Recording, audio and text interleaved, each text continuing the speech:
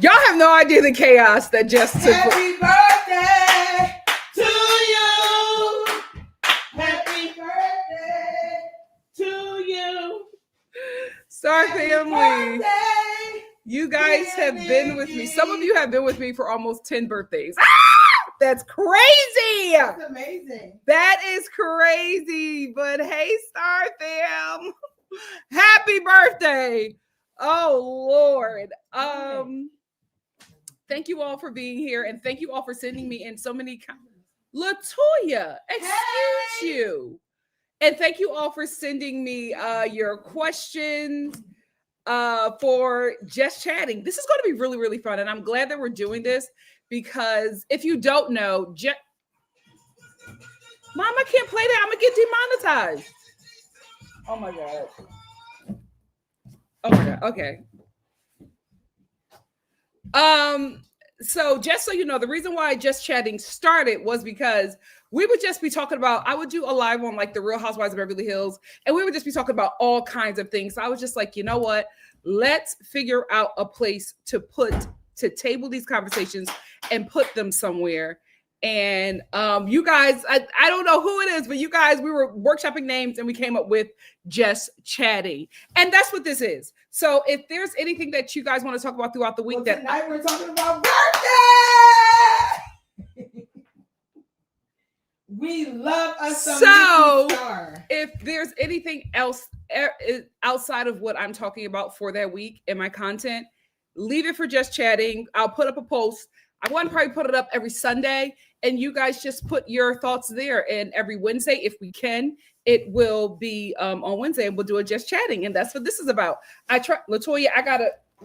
No, do not move the other balloon. No, it's like hitting me in the head. It's a birthday party. It's a birthday party. I gotta focus. It's a birthday. It's the birthday. Go ahead. It's my best friend. It's my sister. It's my best friend. Go ahead. Hey. Anyway, do they know that you are like a partier? Like you love dancing. Okay, so fun facts about NikkiStar.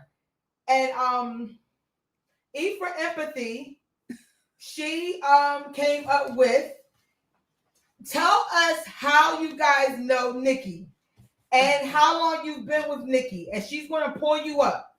Thank you, E for Empathy. Yes, she's introducing tonight. Okay. So for those who want to be on camera, Nikki's going to bring you on. Your first guest tonight is Mom. What? I got like 30 subjects to get through.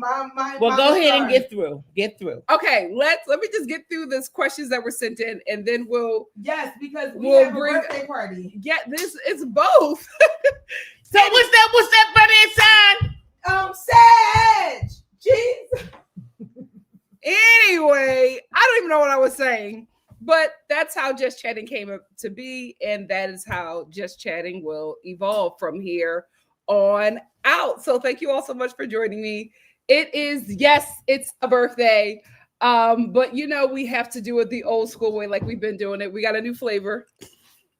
You guys told me to get this. You were like, get watermelon lime, and I got it, and we're going to try it. I'm gonna have to get an endorsement because I mean you're trying these things every single show. Well, I don't know if we're going to get an endorsement because some I don't like. And influencer culture is over. People do not want people selling them things anymore. They want the truth. And I don't know how they're going to feel about me not liking all of their drinks. Okay.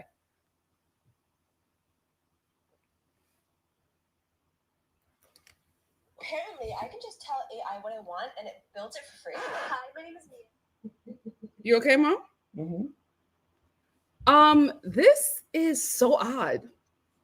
It tastes like the name, watermelon lime. But I don't expect this. Like, it's so weird. Like, it's not bad. It's good, but I just don't expect this flavor for some reason. Guys, it's actually pretty good. I think I'm too confused by it because it tastes like watermelon candy, watermelon lime candy, and I just did not expect for it to actually taste like that. So I think the taste is confusing me because this was not what I expected, but it's not bad. Woo! It is not bad. So Star Fam, we're going to get into it. You guys sent me in like 30. You guys sent me in like 30 questions. So what I'm going to do is we're going to get through all of the questions. Then I'm going to hop into the comments, and then whatever Toya and E for Empathy want to produce, yes, we are going to do Thank that. You so much, yes, thank you, E for Empathy. So the first question that we have is from Asia New York TV, who said, thank God my mom is here because I don't know anything about this. Asia New York TV said Tamar Braxton and her fight with her sisters and Funky and the Mendices love affair. So we're going to first start off with Tamar Braxton and her sisters. Then we're going to go over to Mama Sar for Funky and the Mendices love affair. That is our first Just Chatting topic. I'm going to have to fix them so I can put them in the lower screen and still be talking about them. But so the thing with Tamar and her sisters, here's what I feel about the Braxtons. I think this needs to be their last season on TV because I think they played out. Okay, I wasn't going to say that, but I think the fame is just. I think the fame from this show with the fan bases getting involved in a family relationship is just never healthy, right? Because a lot of people do not realize that these fans that are keeping your head up, they are not your family. They are not going to be there for you. They don't have that intimate relationship with you. And a lot of times it becomes the emperor's new clothes, right? Where it's these people are feeding you all of these good thoughts and not and siding with you and not really checking you because there's not much love there. There's adoration, but it's celebrity worship. So it's not a real relationship. And a lot of times it's not a healthy relationship because these people like you as long as you're famous. Like when the fame is gone, will that audience still be there? Probably not, but your family will, hopefully. So I feel like this show is really tarnishing that relationship. And I think after the passing of their sister, Tracy, who seemed to be the glue of their sisterhood, I don't think they should have got on TV right away. I think there's just so much healing that needs to be done. Yes, they need therapy without a camera. I am very concerned for their relationships, especially as they get older and they have children. And then you don't want the children siding with the parents and fighting the aunts, and just all kinds of conflict in the family can happen. So I really hope that this is their last season, because especially that fight when they were all at dinner and Tawana and Tamar were going at it, and Tamar was saying that she paid for her, she paid the down payment on her home, and then Tawana is saying that she slept with Tony's boyfriend, and then Tony's getting upset about to physically fight Tamar. We don't need to see that. We shouldn't see that. And I know they're trying to be relatable, but now it's really toxic, and that producer is extremely toxic to that family. From what I've seen, and I could be wrong, I haven't watched a lot of it, but from what I've seen, I feel like for him, it's in his best interest to make sure these women never get along. And that's really sad. It's really, really sad. And so I hope this is their last season, because I feel like that's the only way that their family and sisterhood could survive, is if we are not watching, and we, the audience and fan bases, are not putting our input into a family dynamic that we know nothing about. Because I also think that there are so many things that happen to them in their childhood within the church that we don't know about. And I think it's affected their relationships. And so they just have a relationship before the fans. They have a relationship before the fame. They have a relationship before the TV show. And having everybody in that is not your family is just not healthy. Now, for the Funky Dineva and Mendici aspects, we're going to go to Mama Star, because I don't know nothing about that. Hi, Star family. How you doing, my loves? Okay, let me start with the Braxtons. Okay. I feel like when they went off before, they should have just stayed off. I don't think that they should have kindled this television show. Yeah. Because what these producers, especially WeTV, allegedly, look for is mess. Mm-hmm. You know what I mean? This kinds of stuff. This is sad, but this kind of television show sells. You know what I mean? So they got them fighting and keeping them going through this and going through that. And as a family, you know what I mean? It's not good. And I'm a mother, so I don't know how Miss Evelyn could watch this, because guess what? The whole thing would have been shut down if it had been my family. First of all, we wouldn't have went back on from last season with all that, with the mother, the father, the new wife, and all of the kids, the death of a child. They couldn't have redone this. And my child done died. But what I think happened is they needed money. I think it was money that brought them back on, and maybe Trina and Tawana, you know what I mean, Tamar, maybe they needed money, and even Miss Evelyn. You know, I'm going to keep it real. So this is why I think they don't recap this show and brought it back, and it's nothing but heartache. I can't even watch it some of the times because it's just too much. Yeah. But now, child, let's get to Funky Dineva. Let me tell you one thing. One thing about Funky Dineva, they go expose it. Now that's one thing from his inception. He will expose it. Mm-hmm. And he said, let me say one thing. Now you ain't putting no narrative, no lie on me. Now me and you was friends. Yes, we was. We hung out. And the tea was safe with me until you pulled me into something. Now he just spilling it. What I don't like is, because I knew something was going happened? On. Well, apparently, you know, this was supposed to be a secret, but now it's out. But it had been brewing.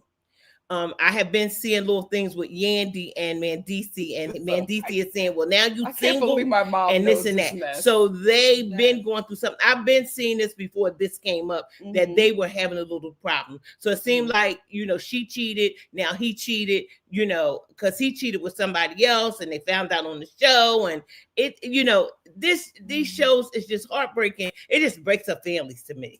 It just really does. You know what I mean? And I joke about coming on, you know, reality TV, but no, because it just breaks up family. And that's what they are selling. It's not their family on here. They're getting rich off of it. But they're putting families on here and they're breaking up these Black families. And I don't like it. So what Funky Dineva did was said, okay, you want to come for me? Are you sure? How did she come for him? because she was trying to imply that whatever happened to her. This is when Tamar, you got to tell them this. Yeah. I know Tamar, they know what I'm talking about. The Star family know. Tamar came on live with no front teeth.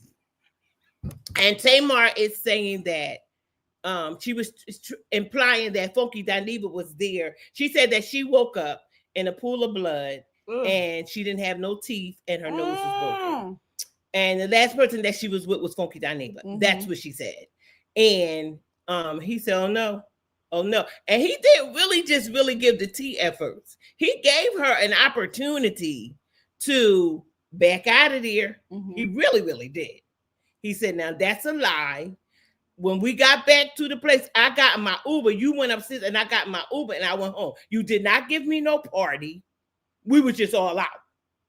And he gave her an opportunity, but she kept selling that narrative that implied that he beat her up. Oh, really? Yes. Because she's claiming, I don't know what happened, and the last person I was with him. Oh, okay. So at first he said, now you, he didn't say it. It was in the blogs that it was Yandy. The Yandy beat her up? Yes. It was in the blogs that Yandy beat her up. But it was just in the blogs and it never really went nowhere. It was just that Yandy beat her up. Then he said, you know what? I'm going to get y'all receipts because she want to play around. I'm going to give you the receipts. He said her and Mandisi was sitting in the back of the Uber kissing. His best friend was there, allegedly. But this is what Funky Dineva said. But allegedly, and that because it's a NikkiStar show, she don't really have the stuff on here. But we doing this and that and chatting with Nikki and this and that and that and this. So tell the story. So then he said, and then they got out the Uber and went upstairs. And he said, and what probably happened was him and the best friend was banging out her brains, and they hit her up. Her head went up against the headboard, and that's probably why her nose and her teeth came out. But he said that allegedly a threesome. That's what he's saying. And he said that y'all went upstairs and you know it. But man, DC haven't said anything. Yandy physically has an attitude because she keeps on coming on her live. Are they still married? Well, it seems like they still live in the same house. I mean, yeah, they still married, but I would be upset too. Yeah, and she's coming on, and then he's coming in the background saying, "Oh, now you single," and all this and that and that and this, and it's just really giving. It's something going on in their household because they are totally different. She got her ring off. You know what I mean? It's something going on. So you remember when she did this in that video? And it's alleged, that it's because of that. So, and they were saying that, it's alleged that Yandy beat her up for being with her man. So I don't know if Funky Dineva called Yandy and told her where he was at or whatever. I don't know. I don't know, Star Family, but something happened. And I do believe him because one thing about him, he say, if I'm lying, sue me. Okay. And nobody has said anything. She keep on coming on, and this story and all this she trying to say and all this and that. Her story is not adding up, but she is not coming for him anymore. Oh, she's not coming for him. She wants it to go away at this point because he done opened up. He said, "I asked you to take my name out of this. I told you I wasn't going to say anything, but you know what you and man DC was doing, and you know that man is married, and you know that his wife don't like you because y'all cheating." He told it, so that's Mama Star. Oh Lord! All right, well, it's still a birthday.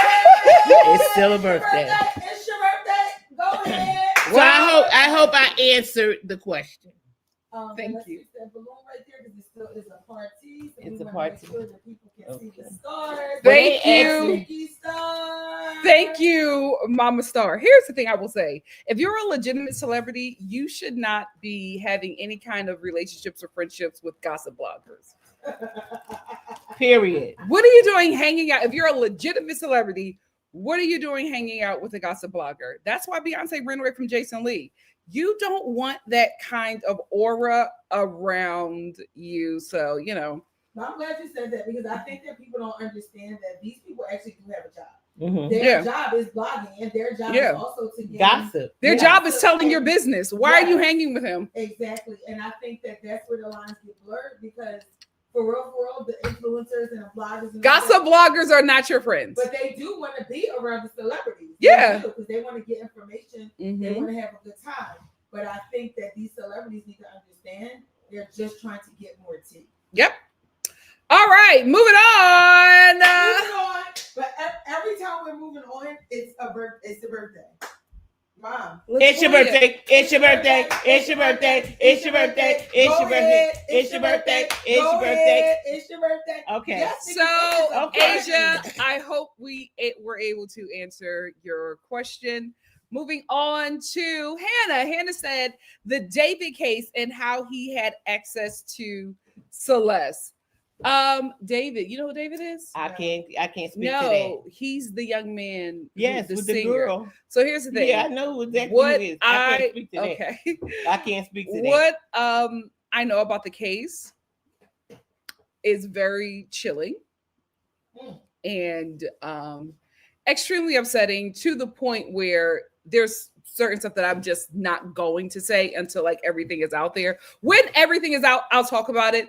The reason why I'm not going to say much is because there is some things that happen out that is not fully out there yet. Like, it's industry tea, but it's not like it needs to be out there first. So I just want that to be out, and then we'll just have we'll discuss it then. But there's like a lot of stuff happening right now that hasn't been public knowledge yet. And when that becomes public knowledge, we'll get into it, because I'm not breaking nothing.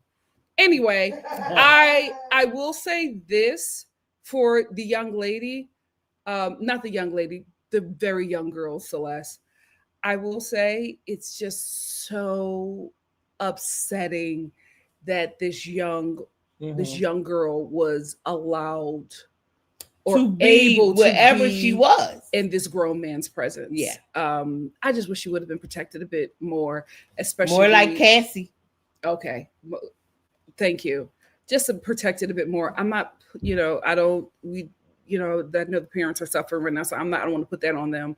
But it's just so sad. It's just like, why were you able to be over there? And it's very heartbreaking. And we all wish that it was a different outcome. But I will say this, because we talked about Diddy yesterday.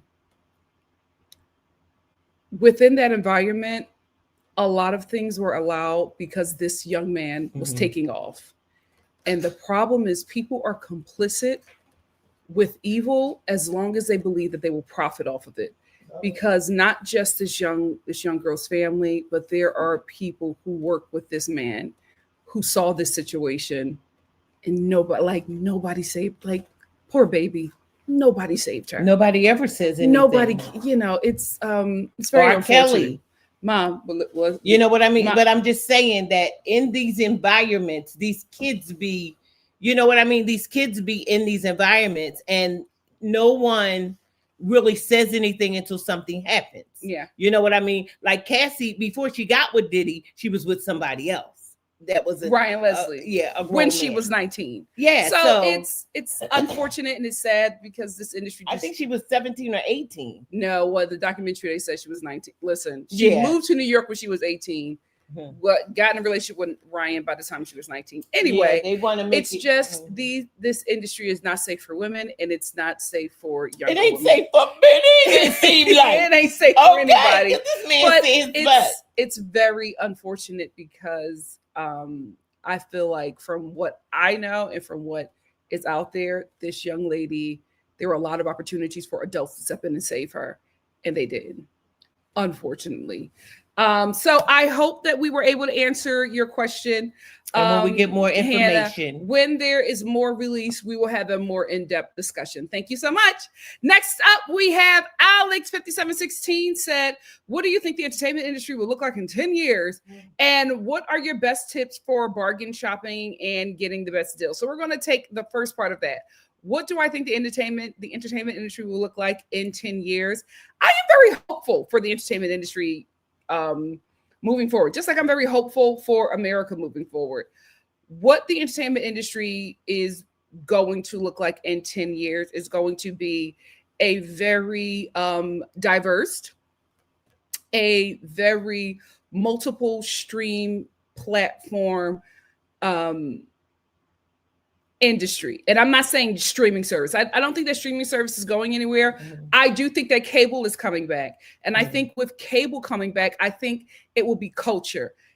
We may see something with Netflix, but I feel like the season that we're in right now, we have a lot of people waking up. A lot of people are finally waking up to what Black Americans have been seeing and saying for a long, long time.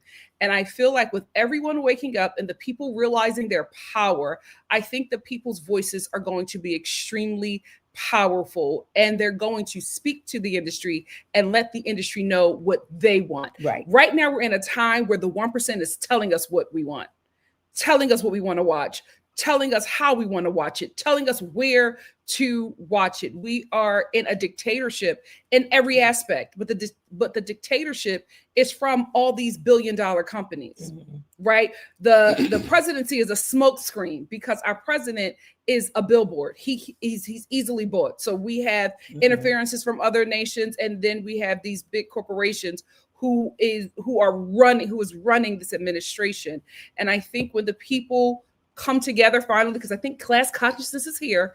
I think when the people come together and speak, the industry is going to look like more of what we, the people, want. So I do think a lot of diversity is coming back. I do think that there's going to be an opportunity for a lot of Black actors who haven't worked before to work, because one thing this nation always does, when it crumbles or if there's any kind of failure, they always bring in Black people to fix it. I'm hoping that this time, when Black people come in to fix it, the system remains and the people listen.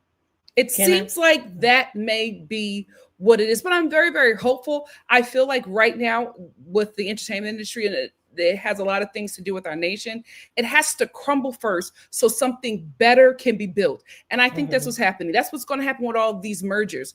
These mergers, all of these companies are doing these mergers, but they're doing these mergers and getting deeply into debt. And the debt that they have to pay is going to come from the consumer. But the consumer doesn't have anything to pay because the consumer is getting laid off. The consumer is getting evicted. Like, you cannot put everything on the working class while also squeezing and oppressing the working and middle class. It will not work.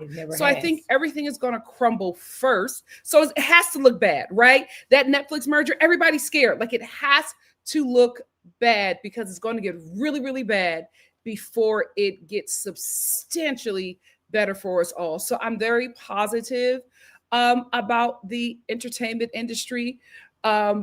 I see myself doing great things within the entertainment industry, starting here with this community.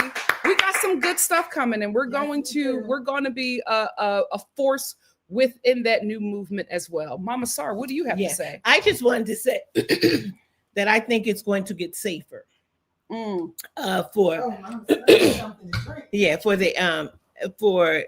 the entertainers, the actors, and the musicians and things like that, because it's really not safe. They're under this kind of, allegedly, I have to say these things, this you have to lay down to get down type thing, where you have to do, in order to get a contract, you have to do X, Y, and Z. And I think that's going to be exposed, and that's going to be done away with, because too many people are getting caught with their hands in a cookie jar, and it's not looking good for nobody. It's not looking good for the record labels, the television, the entertainment industry, period. And people are starting to talk out. They're starting to, they're also starting to, sue these people.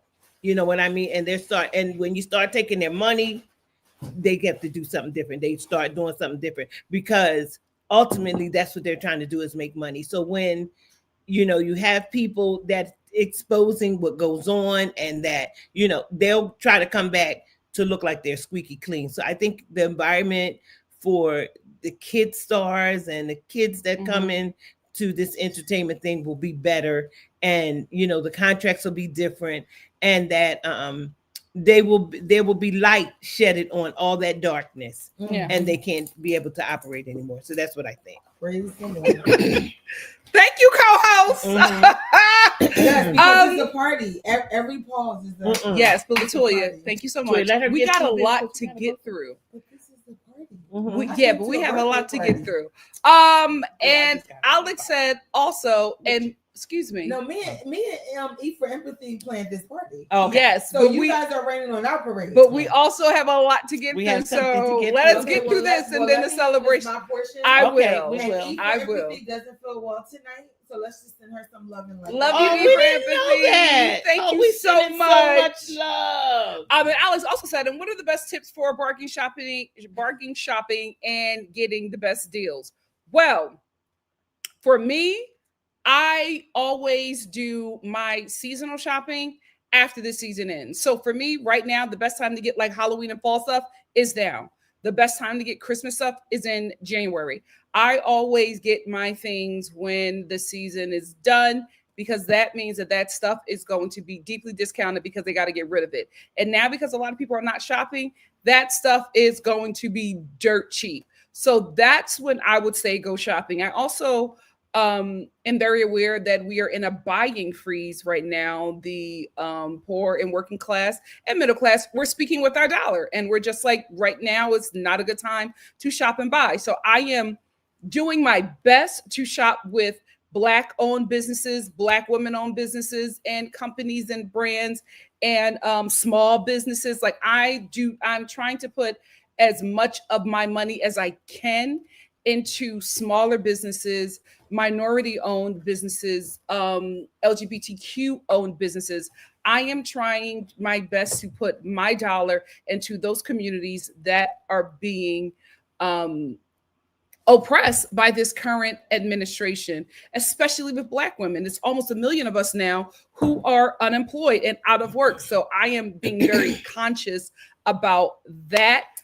But if you want the best deals, shop out of season. That's the best time to get deals. And if you're thinking about gifts for the holiday season, I would honestly say the best gift you can give someone is just quality time. I think we all need to really start building community because, like I said, it's going to get worse before it gets substantially better. So I think everybody will love to open up something, open up a little box, a little gift or whatever. Do that, right? I think quality time is the best gift that we can all give each other right now. Check in on everyone, especially your strong friend, especially the one who always has it. Check in on grandma because, you know, the older generation, a lot of what they planned on retiring on and a lot of what they have retired on is being taken from them. Check in with your family members who are vets. Like these communities are being heavily oppressed. Check in with them. Community is most important. If you want to get a deal, shop out of season.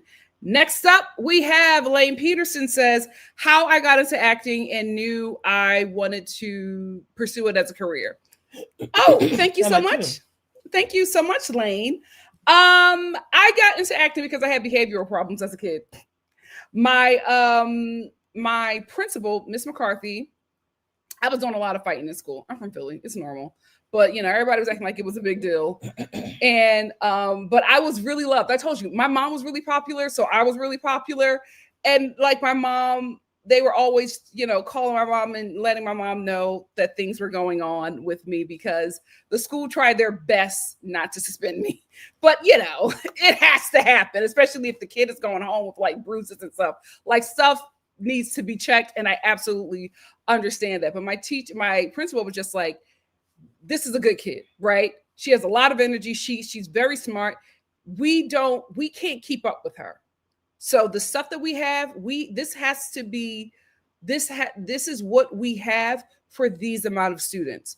We can't put her in all of these extracurricular classes because we just don't have it. I went to public school. So she told my mom, I think it was at one of my behavioral meetings, she was just like, you got to get this kid into like some kind of art, some kind of performing art, because she has to do something with that energy. And my mom put me in all of these performing arts classes or whatever. And she put me in like everything. I was in Ice skating. I was in ice skating. I was in visual Swimming. arts. I was in film. I was in swimming. The choir. I was in the choir. I was in crafting. But for some reason, acting just really, really stuck with me. And I think it was because I really, really, I'm a millennial. So we watched a lot of old shows and we just thought they were current. I really, really love Cicely Tyson. And I just felt like I was Cicely Tyson when I was on stage. For some reason, I just really identified with her, and acting just really, really stuck with me because I can create these characters and be something other than myself, especially when I was in pain. So it was kind of an escape for me. I necessarily did not want to do it as a career. It was just something that I really enjoyed doing. It was my teachers in high school and college who told me to pursue this. They were like, "Oh, you have it. You have to go out there and do it." It would, my college professor, she was just like, "It would be a huge mistake if you stayed here in Philly and you did not pursue this career." She said, "I do not tell this to my students." She was just like, but with you, it was my exit interview with her. Not, what they call it, the last class or whatever, the last meeting that we all have with our teachers. She said, "It would be such a missed opportunity for me if I didn't tell you what I saw on you." And she said, "You have to do it, Nikki. You got to go." She said, "I don't care what it takes. You have to go out there and get it. If you stay here, you'll waste this talent, and you have it. Go out there and pursue it." So I talked to my mom, and my mom was like, "Why not?" My mom was always very encouraging, but she was like, "Yeah, let's do it." I never wanted to live in LA. Broadway was what I wanted to do. But my college professor was just like, film and TV is where it's at for you. You have to go out there and pursue it. And I didn't know anything about it, but I listened to her. I moved out here. It was difficult. Sometimes it still gets very difficult with all the ups and downs of the industry, but I'm glad that I did it. A lot of times I go home and I have friends and family members who wanted to pursue this or wanted to pursue their dreams, but just didn't. With Philly, sometimes you can get stuck, right? And so there are a lot of people who continue to encourage me to do it because they're also vicariously living through me as I pursue this very difficult yet sometimes rewarding career. So yeah, I didn't know that I wanted to do it until like college. I just really enjoyed it. It just made me happy. It wasn't profitable, but it just made me happy to just like perform, to make people happy with my art. I didn't really see it as a viable career, but my college professor, Irene Baird, she said, "You got to do it." She said, "You got to do it." Add. Mama Star wants to add. Yeah. Mama So Star. Nikki just gave this rendition of her, she said she was fighting and things like that. Nikki had about 1 or 2 fights.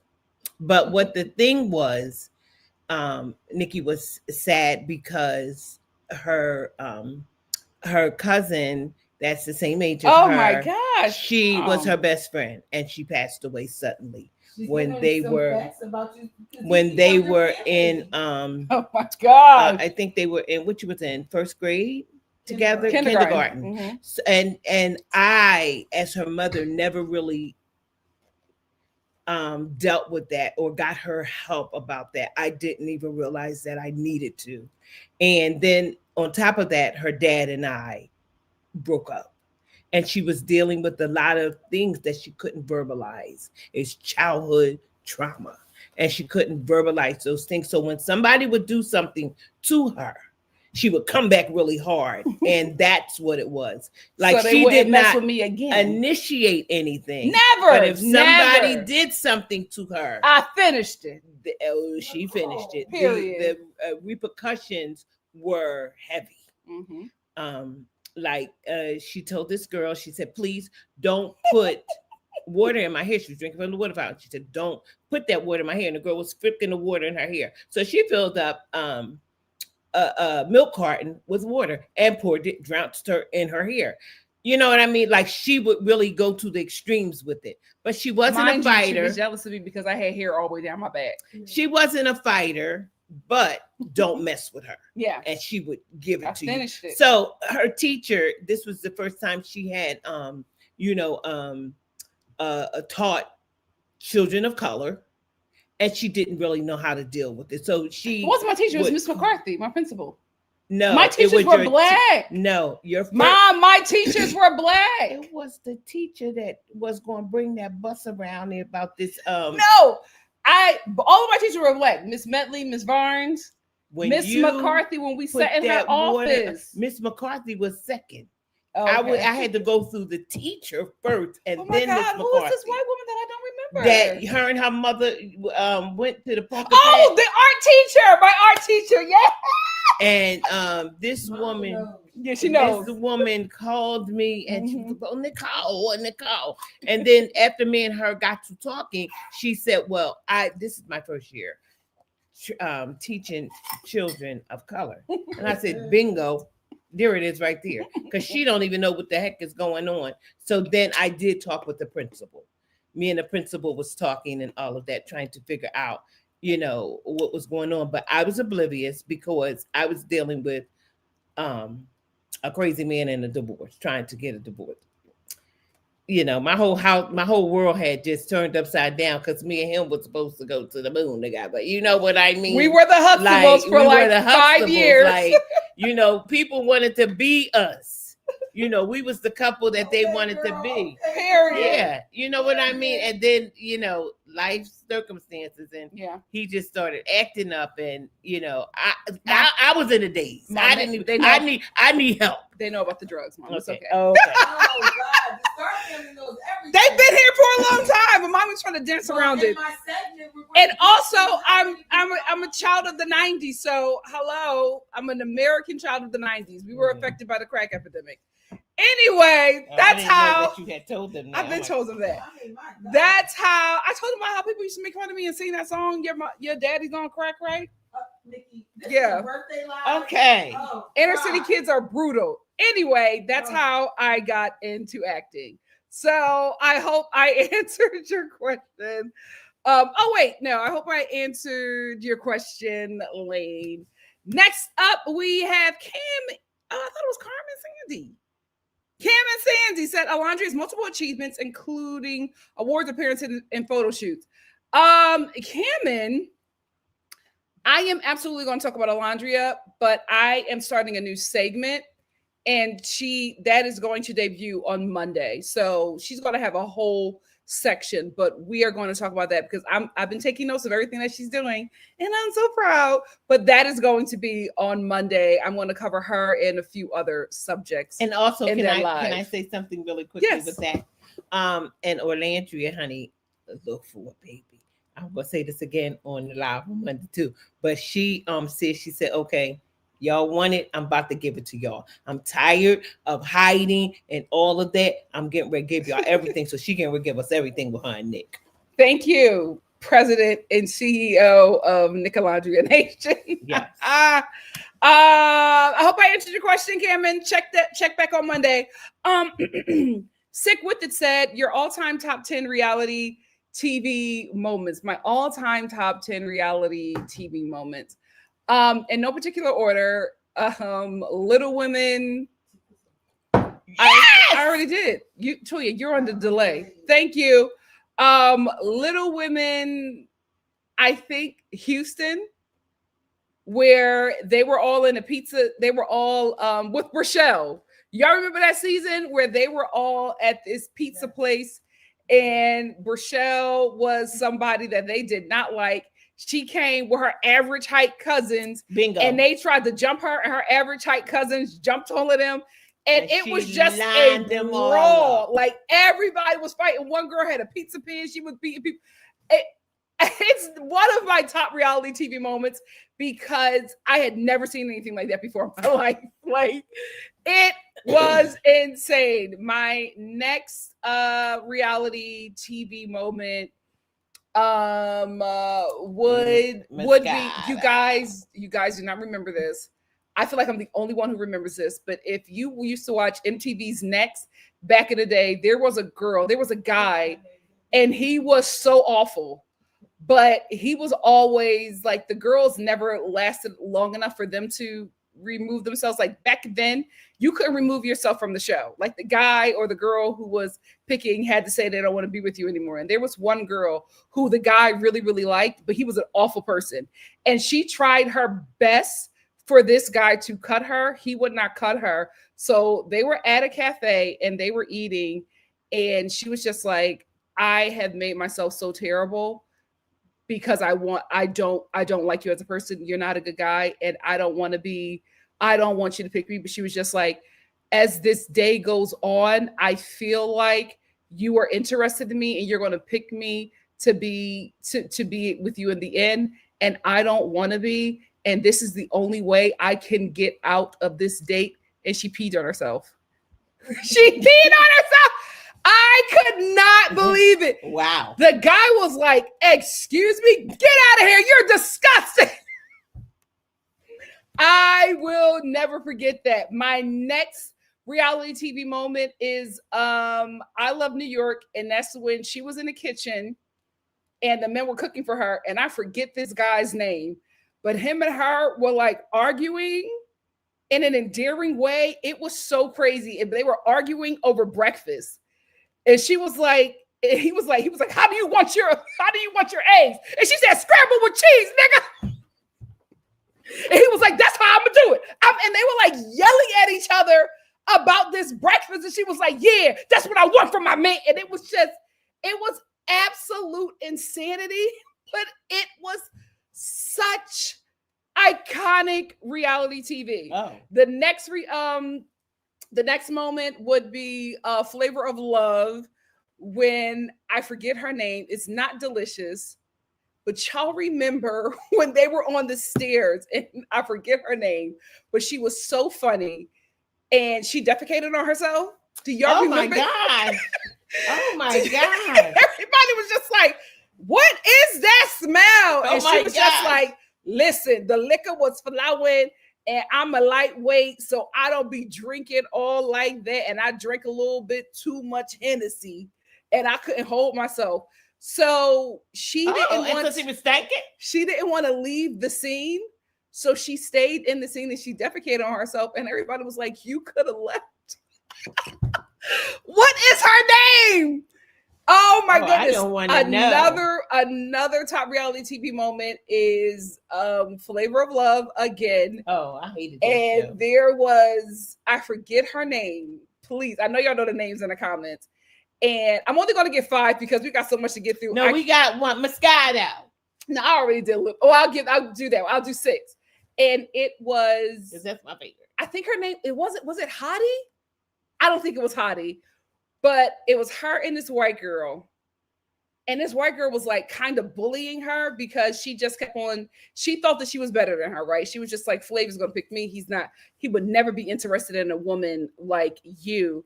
And you could see that she made her feel so small throughout the day. And they were like going at each other, right? But I think the white girl thought that she was going to be protected by the crew. And I think she also thought that they were just acting. She did not know that she was dealing with somebody who was not wound too tight and thought their interaction was real. So she was telling her, if you don't stop saying stuff to me, I'm gonna beat you up. And she was just like, the white girl was just like, you're not going to do anything to me, like giving her sass. And I honestly think that was not her personality. I think that was the producers egging her on to do this. Well, the girl, she got down, I think it was Hottie, she got down on her hands and knees and she started to pray to the Lord. And she was like, God, please, come down and stop me, because if you don't come down and stop me, I'm gonna beat this B up. I was like, what is happening? And while she was praying to the Lord and asking him to stop her from beating her up, the white girl kept on talking. And she was like, well, God, you didn't come. And she jumped up and beat the brakes off that girl. And then like after they were fighting, they got pulled apart. The white girl was just so confused and distraught. Who wouldn't be? She couldn't believe what had just happened to her. And after she had beat her up, the sister, she took out her lipstick, she took out her chapstick, and she was like, do you want some lip chap? While the white girl was crying. And the white girl was just like, I don't want anything from you. And she was like, oh, okay. Well, I tried to make up with her. I don't know their names.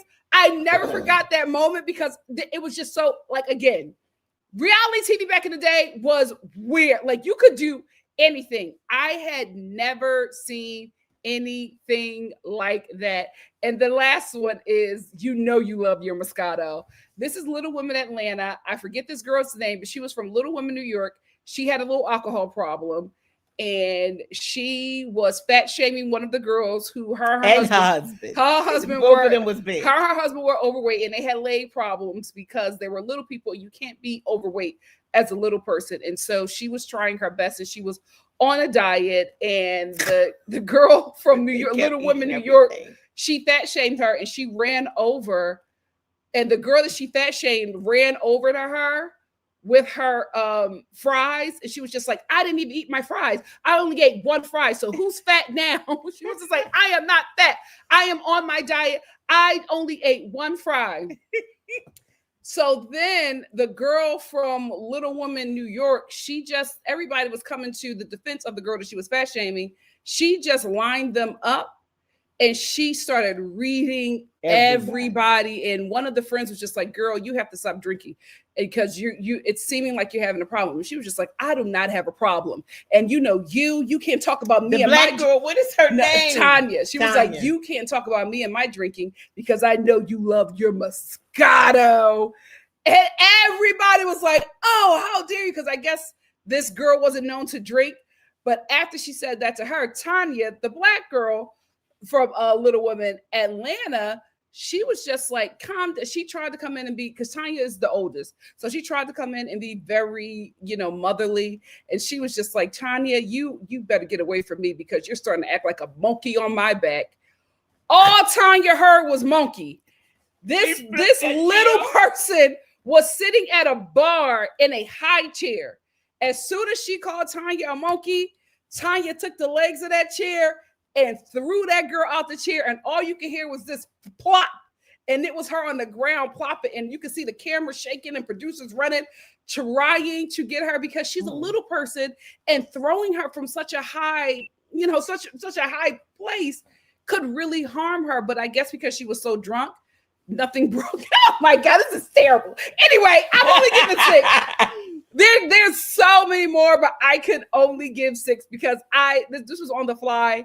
If I had a bit more time, I could give you guys names and episodes and everything like that. But my God, today, maybe when it slows down and that little lull in between Christmas and the New Year, maybe I'll do a top reality TV moment. Somebody said one of the twins who kept getting pregnant by the bum Chris. Oh my God. One of them was on drugs for a minute. Anyway, child, I hope that I was able to answer your question. Stick with it. Next up, we have El Boogie. El Boogie said, girl, have you seen Wicked 2 yet? Because I have so many thoughts. I have not seen Wicked 2. Here's the thing. I'm a Broadway snob. I do not like when Broadway shows, except for Dreamgirls, are made into musicals because I don't like how Hollywood acts like the Broadway actors are not legitimate actors. I would have seen Wicked if the people who were the stars on Broadway actually were in the movie. I felt like they deserved that chance. We did not know. I'm not saying we didn't need Cynthia and Ariana, but I just felt like the Broadway girls should have been given an opportunity. So I'm kind of a snob in that way. And Wicked never really appealed to me. Maybe one day when I have cramps and I, have taken a bunch of ibuprofen and I can't move, maybe I'll watch it on whatever streaming service, service that I have, but it just never really appealed to me. I don't like when Hollywood acts like Broadway, the Broadway actors should not get a chance as well. I don't like it. I feel like talent will always supersede a name, but that's just me. So I hope that I was able to answer your question, El Boogie. You have many thoughts. Then we have Missy B57 who said, this might be more for your at-home channel, but your idea of kitchen must-haves. This absolutely is a NikkiStar at home question, but I will answer it here. For me, thus far, my kitchen must-haves are really good pots and a dynamic mixer. I think my La Crusade pots are one of the best investments that I've made, especially my Flame Durée. I love the way they cook. I love I just feel like a legitimate chef when I'm using that cookware, and it really lets you know that the food is only as good as the things you make it in. Like I have made these same meals that I'm making in my La Crusade. I made them in other pots, but it is something, the quality is just elevated when you make these dishes in really, really good cookware. Not expensive cookware, right? Because the La Crusade, yes, it's a pretty nice price point, but it's worth it. So just get good cookware. It doesn't have to be expensive. I have Mackenzie Childs. It's expensive cookware. It's not good. It's pretty, but it's not good. La Crusade is up there, but I feel like the price is justified because it's such great cookware. So invest in some good cookware to not only elevate your kitchen, but elevate your meals. In a stand mixer. My KitchenAid stand mixer has just been a lifesaver for me. It has, I'm a millennial, so we're the easy bake oven generation. We like to know how to make things from scratch, but if we don't have to do that all the time, then we like to have that option as well. And my stand mixer just allows me to take so many shortcuts. It was a lifesaver for Thanksgiving, and I really, really, really appreciate that. So those two things that I can think of off grid, really good cookware and a stand mixer. I wouldn't say go with KitchenAid. That's the only one that I've ever had, but just get a good quality one. A good quality one. Doesn't have to be expensive, just a good quality. Read the reviews, and there you go. So thank you so much for that question, Missy. I hope I answered your question. Next up, we have E for Empathy. Get well soon. To say something about kitchen cookware. Yeah, not cookware. No, about kitchenware. Oh, okay, Mama Star. I think that you should have a good stemware. You know what I mean? Silverware. I love different glasses, cocktail glasses, all kinds of glasses. I love glasses. I love them. I get flutes, I get wine glasses, I get regular drinking glasses. Love them all. And I think you should have a good stemware, flatware, and a good place setting. Yeah, and a place setting. I got a whole co-host, but I let her rock because I know y'all love Mama Star. This is your birthday party. I got a lot of questions to get through. Mm-hmm. So thank you so much, Missy. Next up, we have E for Empathy. Please get well. We love you. E for Empathy said Monique is stating that Cookie tried to blackmail her. We need to investigate. I don't need to investigate that because I believe Monique. Cookie looks like she will do every and anything to be on TV. Also, she has the rap sheet of a scammer and blackmailer. So I'm not shocked. I don't think that Monique is lying about that. I think Monique is very credible concerning this Cookie situation, and I hope that Potomac moves past her because I think she brings the show's quality down. And they're already digging. They're already trying to get out of the ditch that colorism nonsense put them in. Cookie is not helpful. Cookie and Angel need to go. Kierna dropped down to friend of the show. Kierna's mother, main cast member. Is she friend of the show now? No, she needs to be dropped down. Kierna is not good as a full-time. I thought you said Karen. No. Karen, they're never going to let her go. Okay. So I hope I answered your question, E for Empathy. Next up, we have Janelle. Janelle said, "Hey, Nikki and Star fam, did y'all hear that Alexa and Brendan from Love is Blind season 3 are getting a divorce?" Mm-hmm. Yes, I did. And let's bring it up and discuss. Alexa and Brendan. I'm going to go to People magazine.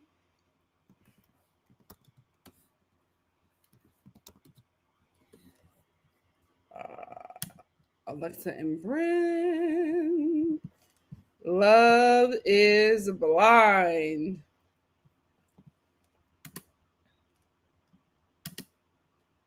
Okay, let's talk about Alexa and Brendan. Let me bring up their picture. You better go ahead, Nails. Period. Oh, guys, I don't know if you can see him. Oh, look at my It's reflective clicking. nails. Clicking and Let's talk cracking. about, the picture could have been better, but it was off the fly. Let's talk about Alexa and Brendan. So, Love is Blind star Brendan Lemieux, divorce filing reveals reason behind shocking split from he filed? Child. Court documents reveal Brendan filed for divorce from Alexa in November, a month after they announced their split. People obtained Brendan's petition for divorce from wife Alexa, which he filed a month before announcing their separation. The former couple, who share a daughter, met on season 3 of Love is Blind and got married in 2021. In the filing, Brendan stated that the marriage ended because of discord or conflict of personalities. Court records are revealing the details of Love is Blind alums Brendan Lemieux and wife Alexis Lemieux's divorce. According to the documents obtained by People, Brendan filed for divorce on November 5th, nearly a month after the pair announced their split. The petition states that the marriage has become insupportable because of discord or conflict of personalities between Alexa and Brendan that destroys the legitimate ends of the marriage.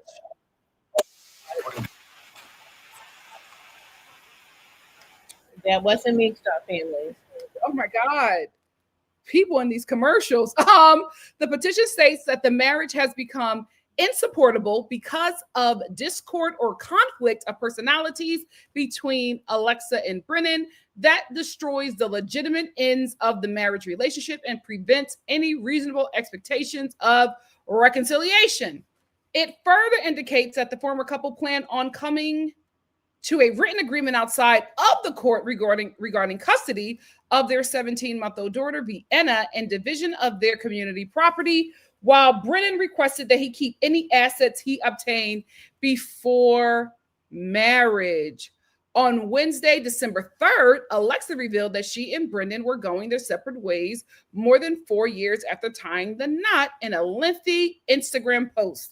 After much reflection and many heartfelt conversations, we have made the difficult decision to end our marriage. The choice was not made lightly, and it comes with a great deal of care, respect, appreciation of the time we've shared. We've entered this relationship with love and optimism, and we leave it with gratitude for the experiences that shaped us and the growth we each gained along the way. The reality star continued.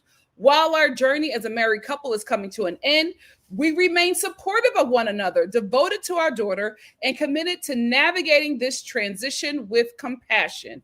We kindly ask for privacy as we move forward and focus on our individual paths while keeping our precious daughter as our top priority. Oh my goodness. That is not shocking. Guys, I told you guys, these two were not compatible.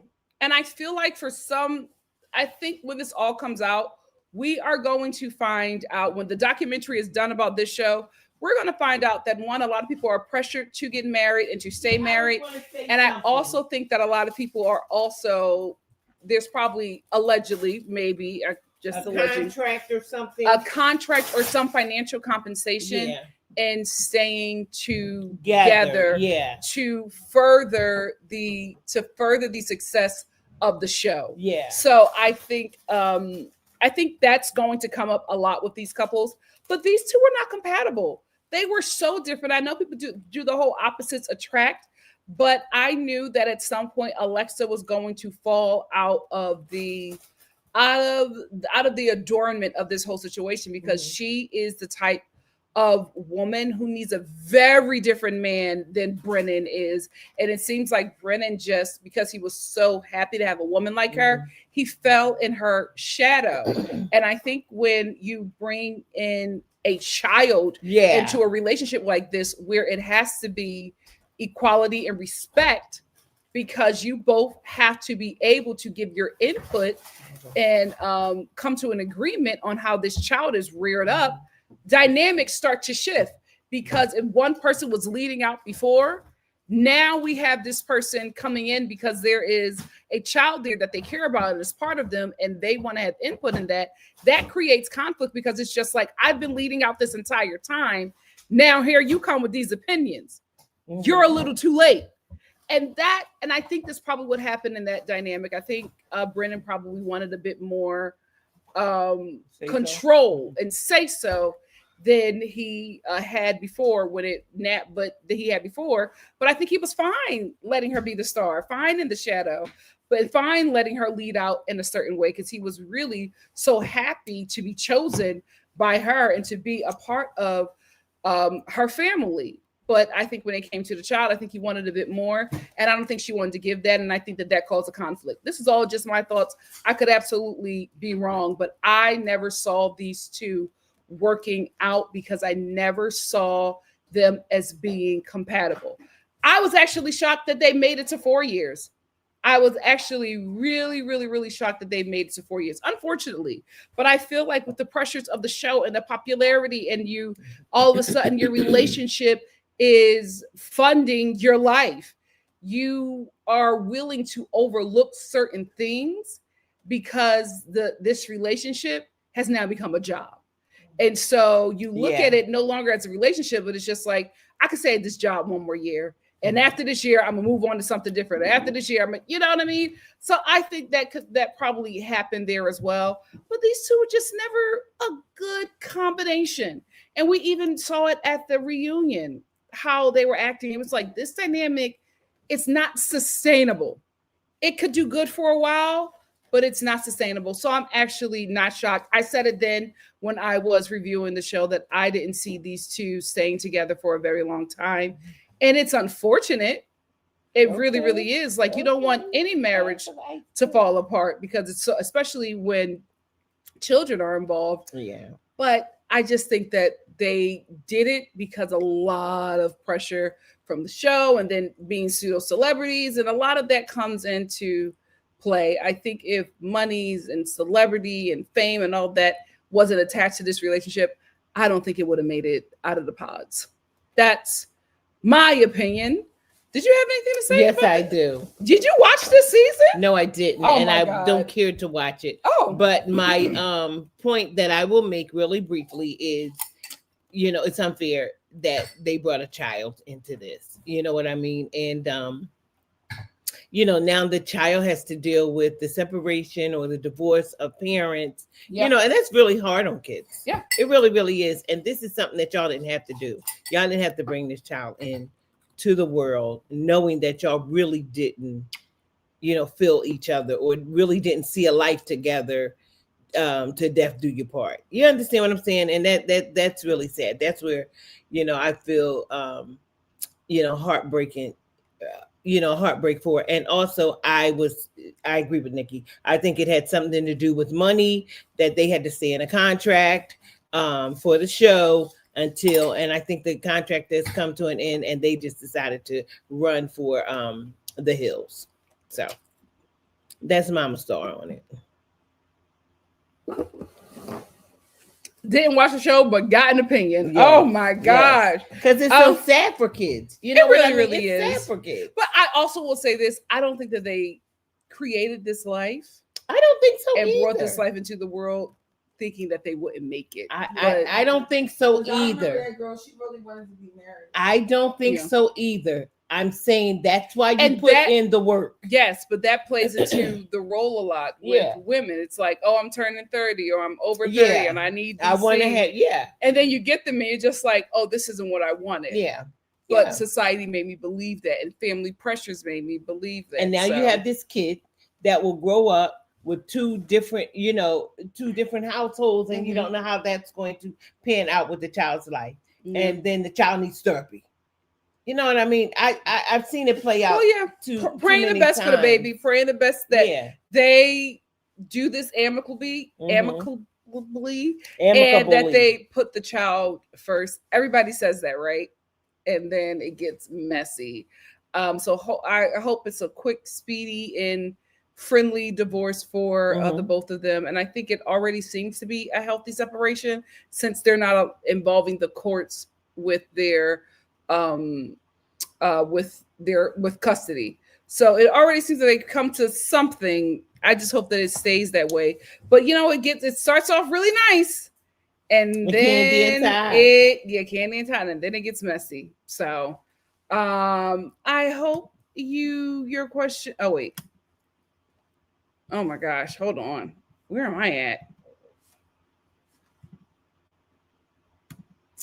You clicking and clacking. I thought that I was on it. Yes. I hope I answered your question, Janelle. Thank you so much. Next up we have Zora, who said the implications of Garrick from seeking sister wives being arrested, and Lorena being villainized online, and Danielle being victimized. I'm not surprised that Garrick was arrested. He's a freaky frog. He got a lot going on with him, and I think that this won't be the first time that he's going to see the law. I think as he continues to collect wives like Infinity Stones, partners, because I don't think that wives are the end. I think he has these desires, and I think he uses religion to convince others to be okay with his sexual exploits. I don't think he really wants these relationships. I don't think he really wants children. I think he wants to be, and this happens with a lot of deeply religious people. I think he wants to be able to explore sexually, because him and Danielle never got that, because they were, in the Mormon church, they were forced into this, not forced, but, really, really young, 18 and 19, and they just never got to know themselves. And I think as he gets older, he wants to try these things and do these things. And, he can't because of his religious beliefs. And I think he tries to bend and break his religious beliefs to legitimize his sexual desires. Instead of just doing it and being like, this is what I want to do, he has to manipulate with religion to get everybody else on board. So it's a sad, unfortunate situation. I am not surprised that Lorena is being villainized. I am not surprised that Danielle is being victimized. Taylor's old as time. Welcome to America. Mama Star. Don't ask me about him. You don't want to send me the information about Gary. He gets on my nerves with all of that. And I don't think he's hiding behind religion. He's crazy. He been crazy, and he is going to play himself into that girl going to own everything, and all of them going to be looking stupid. Just be who you are. Don't whatever you want to do, just do it. Don't come with all of that. He is so mixed up. Him and that first wife, or that, because she ain't even no daggone wife. Now she's a fool, because she ain't even married to the man. Religion. Then he done brought this other woman in here, this black woman, who claims you don't know English, but she know how to cash in. That sister got a plan. And I ain't mad at her. I ain't mad at her. You know what I mean? And she hurried up and had her little baby, because she's going to own the empire. Good. And I'm going to tell you one thing about those third world people. No, that's okay. No, I was just going to talk about their frame of thinking when they come to the United States. Walk lightly. Oh, Mama Star gets pulled off of this show in a heartbeat. On a birthday session. Okay, but what I was saying is, when you're somewhere else in another country, they think this country is the best country in the world, and they try to get over here. And when they already have a plan. You know what I mean? And the family sits down and say, well, when you go over there, girl, you got to get us. So she's probably going to wind up owning everything, because she's not dumb. She just can't speak the language, but she has a translator. Allegedly, right? And now he wants to bring in somebody else. Then he's going to bring in a man. Then he's going to bring in twin. Whatever he's doing, that's him. That don't have nothing to do with no religion, but he's trying to pass it off on that. Yeah. He gets on my nerves. He really, really do. I don't watch the sister wives, because I feel like they're pimps with these women, and they have these women with low self-esteem that nobody didn't love them, and they're, he's giving them this, so they'll take it at this, they'll just receive it because somebody is showing them attention, and this and that and that and this, because that hurts me. It really, really do. I don't like the show. I will protest the show, because come on. but I will still review it. So I hope that Mama Star and I answered your question, Zora. Next up, we have Shamiko. Shamika's like, congrats. Your post is amazing. Thank you. I need your full thoughts on the Danish Deception, Candy and Todd, Tamar and what the Funky, whole show Married to is Message, saying. Christmas decor inspo, and other things you want to talk about. I just love listening to you, and your family is a hot mess. Oh my God. A hot mess. Oh Love it. You guys need a Netflix show. Can't wait to get the notification. Continue on no. having Oh, she said it a hot mess. No. in a good way. Should be going to meet it like that, Latoya. Hot mess. In We are. in a good way. So Shamiko, I talked about the Danish Deception in one of my lives. Here's the thing. I will just give you a quick recap of that. For the Danish Deception, I feel bad for Onyeka. And I feel bad for a lot of all immigrants who come here and first gens who are here in America who do not know the history of America, right?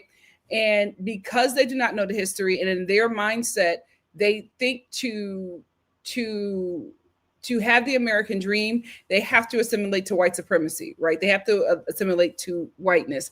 And what happens with a lot of them is that because they are not engaging with the communities that have been here before, you need to engage with the Native American community. You need to engage with the Black American community, because these are two communities who successfully fought against white supremacy and won. That's why you're able to be here. But if you do not have the proper education of the United States of America and the proper history of the United States of America, you are going to fall for these situations. The reason why I said all that is because Onyeka was able to get scammed by the Danish deceptor because he is white. Alameda would not have been able to scam Onyeka. Rockman from Philly would not have been able to scam her. Patrick from Kingston would not have been able to scam her. Basically, a Black man from anywhere, even her culture, would not have been able to do what was done to her. But because she was raised to believe that white is right, white is safe, white is where you need to be, she allowed herself to believe this man. Because if Alameda would have told her that he was a royal prince, she would have did research. Because she is raised to not trust Blackness, right? Even a Blackness that is her own. So because this man was white, she believed everything that he said. And even when she found out what he was doing, she still stayed, because although he was a liar, a scammer, and a cheater, and he was harming her and her family, he was still white. And that meant more to her than her family, than herself, than her culture, than her respect, than her mental health, than her physical health. Who, the Black girl? Yes, she was willing to risk everything to be with this white man. And if he had not left her, she still would have stayed. So she told us that story because she was trying to shame him and remove all of his options so that he had no option but her. She did that to get him back. So she was absolutely a victim. In the beginning, she became complicit. And now she's becoming vindictive because she is mad that that man left her. It is sad and extremely unfortunate, but that is why you need to decolonize and decenter. Because if you do not, he left her, child. If you do not decolonize and decenter, you will be like Onyeka. Is that why he went to jail? Mom, he did not go to jail. Mom, do the research first. So that is my really quick recap of the Danish Deceptor.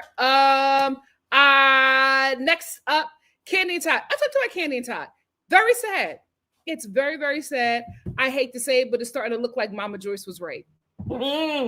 They started out saying that this was amicable. Now it's getting very messy, and I think it's going to get even messier. Definitely. And it's going to be a very long time.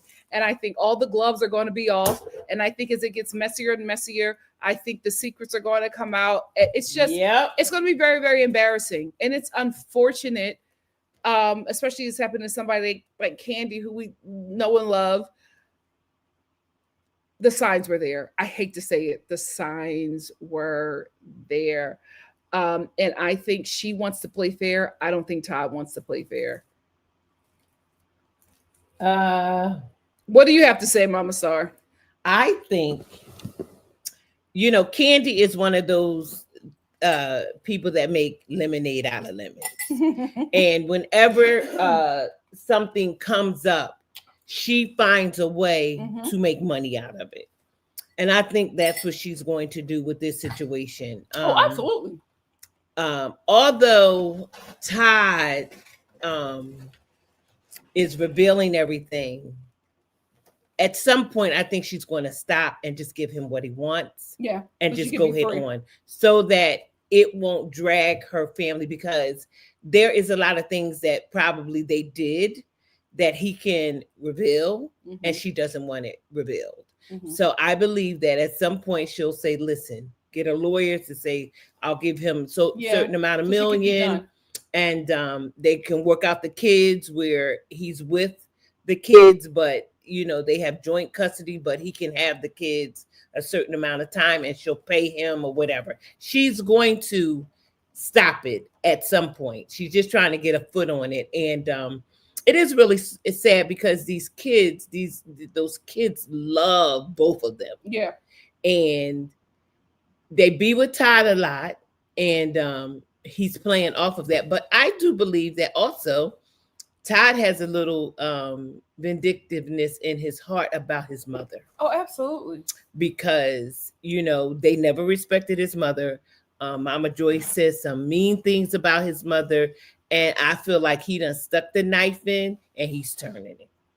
Because he said, oh yeah, whatever he tried to do to get along, he don't have to do that no more. Yeah. The gloves are all off. gloves are off. Yeah. So now he could Mama Joyce, he can let her have it, and he will let her know everything.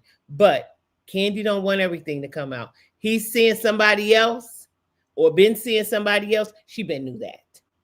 So she better stop tipping the thing, because he ready to tell everything. Wait, she better stop. She's not doing anything. No, I'm just saying she better stop it, because he's Stop ready doing to tell. what?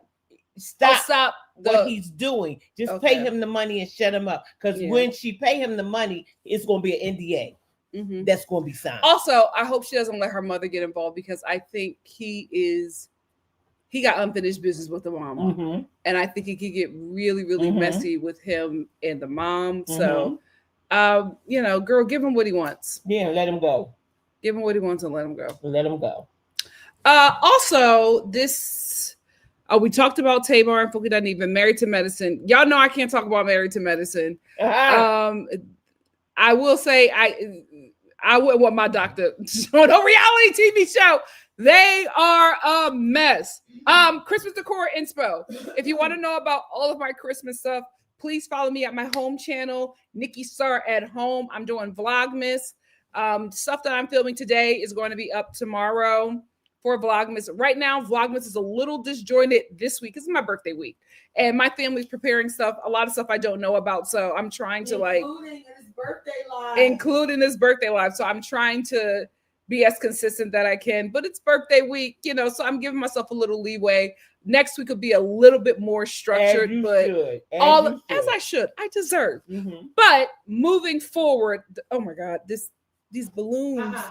No, Latoya, them freaking balloons are staticking up my hair. Smile, it's your birthday. No, I'm about to pop them. Give me a knife. Oh my gosh. Oh wow. Someone is just tuning in. Anyway, if you want to know more about my Christmas decor and all of that stuff, watch me on Vlogmas. I'm decorating my home, going shopping, doing some fun events with the Star. You'll see more of the Star family. We've already talked about the fun Christmas stuff that we're going to be doing and filming. So yeah, check out for that. So if you want to see my Christmas decor and all of that stuff, check it out on NikkiStar. As a tradition, we always start after your birthday. Yes, Mama Star said as a tradition. And girl, as a tradition, we always start Christmas after my birthday. And that is something that I, as a December Sag, I implemented, because December used to be all Christmas, even my birthday. I used to get birthday gifts wrapped in Christmas wrapping. And I said, absolutely not.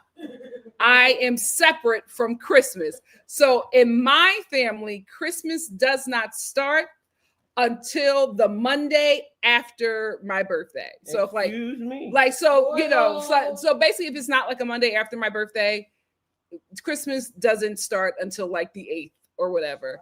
So that's when Vlogmas will be in full effect. I'm giving a couple videos now, but the Christmas stuff will be happening starting Monday. Child, if I want to live in peace. If you want to live in peace. Christmas decor and the other things.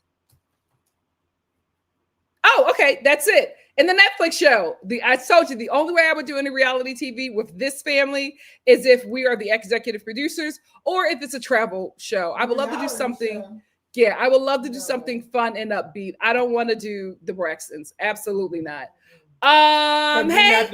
Hey, AJ. AJ said Danish Deception. We'll love your take. I hope that I was able to, that quick little take, I hope that I was able to help you with that.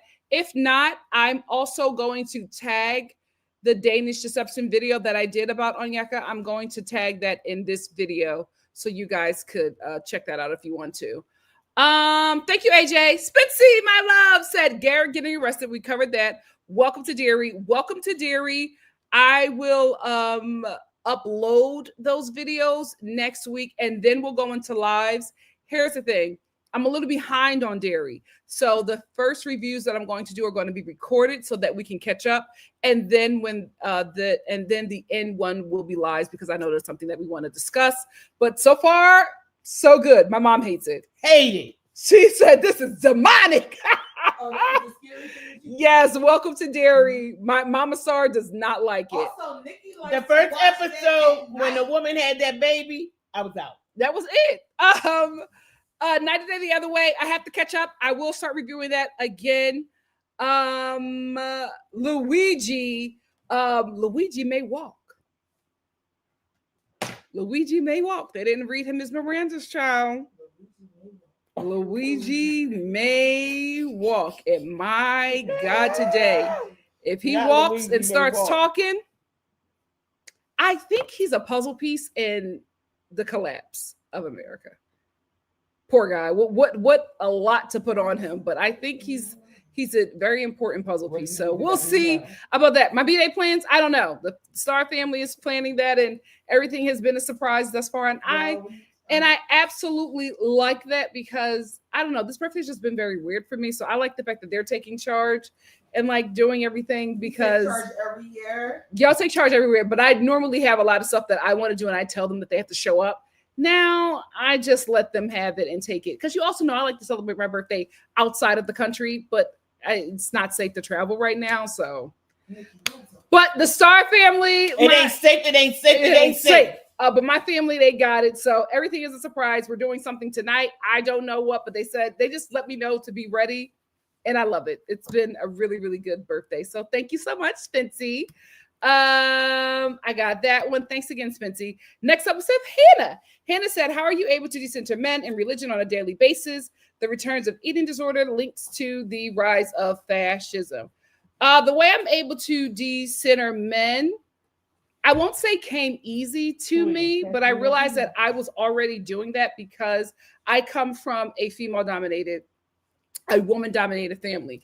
But not only is it a woman-dominated family, it's a Black American woman-dominated family. It's a Black American working class woman-dominated family and a Black American working class Philadelphian family. So men just were never like really the center. And I also grew up where the older Hold on. No, guys, I'm telling y'all don't know what decentering is. Listen. And so I also grew up with the older generation encouraging the younger generation of women to get things that they didn't get. So it was always, I made these sacrifices so that you don't have to. So that pretty much started the decentering. And then when I started to decolonize and I started with religion, it just became a lot easier. And now I just don't entertain if it's not to the standards that I want, because I have crafted a life that is very happy. And if you are a man that is coming into that, you are either extending the happiness, adding to the happiness. I'm not going to bring you into a community and an environment that I have already worked so hard on to make a safe space for me, and you make it unsafe. The minute I feel that, you gotta go. And also, You already know.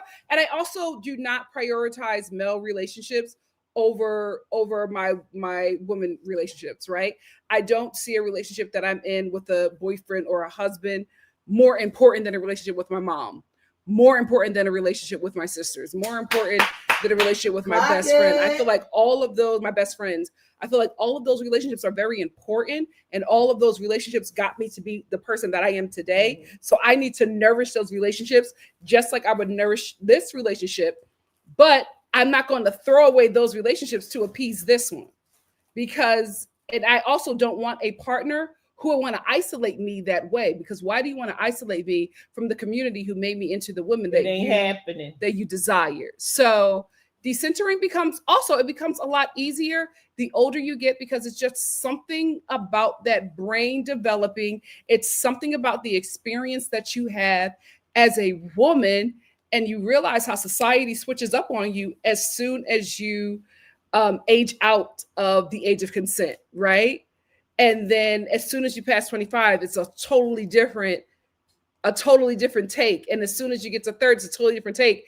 And then the older and older you get, you realize how repressive this nation or society is to women. And then you start to see how amazing women are, and realizing how upside down society is, because they are oppressing their greatest asset.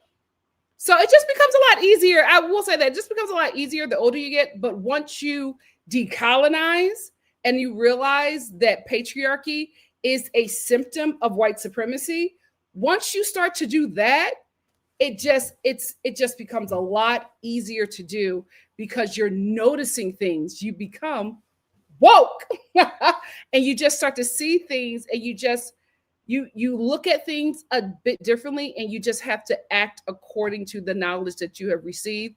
But it also can be frustrating and a bit lonely, because not everybody is doing this work. And you see, especially as a woman, you will see some of the greatest women that you know lose everything to a man, because she hasn't decentered and she has not decolonized. So she doesn't see herself as the valuable asset that she is in this relationship. If we even want to take it to religion, he that findeth a wife findeth a good thing. God did not see a partner fit for Adam, so he created it, and he created the woman. It is not that we are a part of man, it is that we are the best parts of man. So if I'm just saying, if you want to apply it, if you want to do that religious thing, like, I don't know how these religious communities are oppressing women, when in all of their texts, women are the best thing that's ever happened to humanity. So why would you want to oppress them? It doesn't make any sense. But that's when you start to do the work, you start to realize this is all garbage.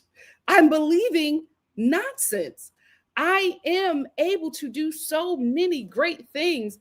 I am not less than because of my gender. I am not less than because of the color of my skin. I am not less than because of my class. I am not less than because of my education. You find that so much about yourself that you hate it.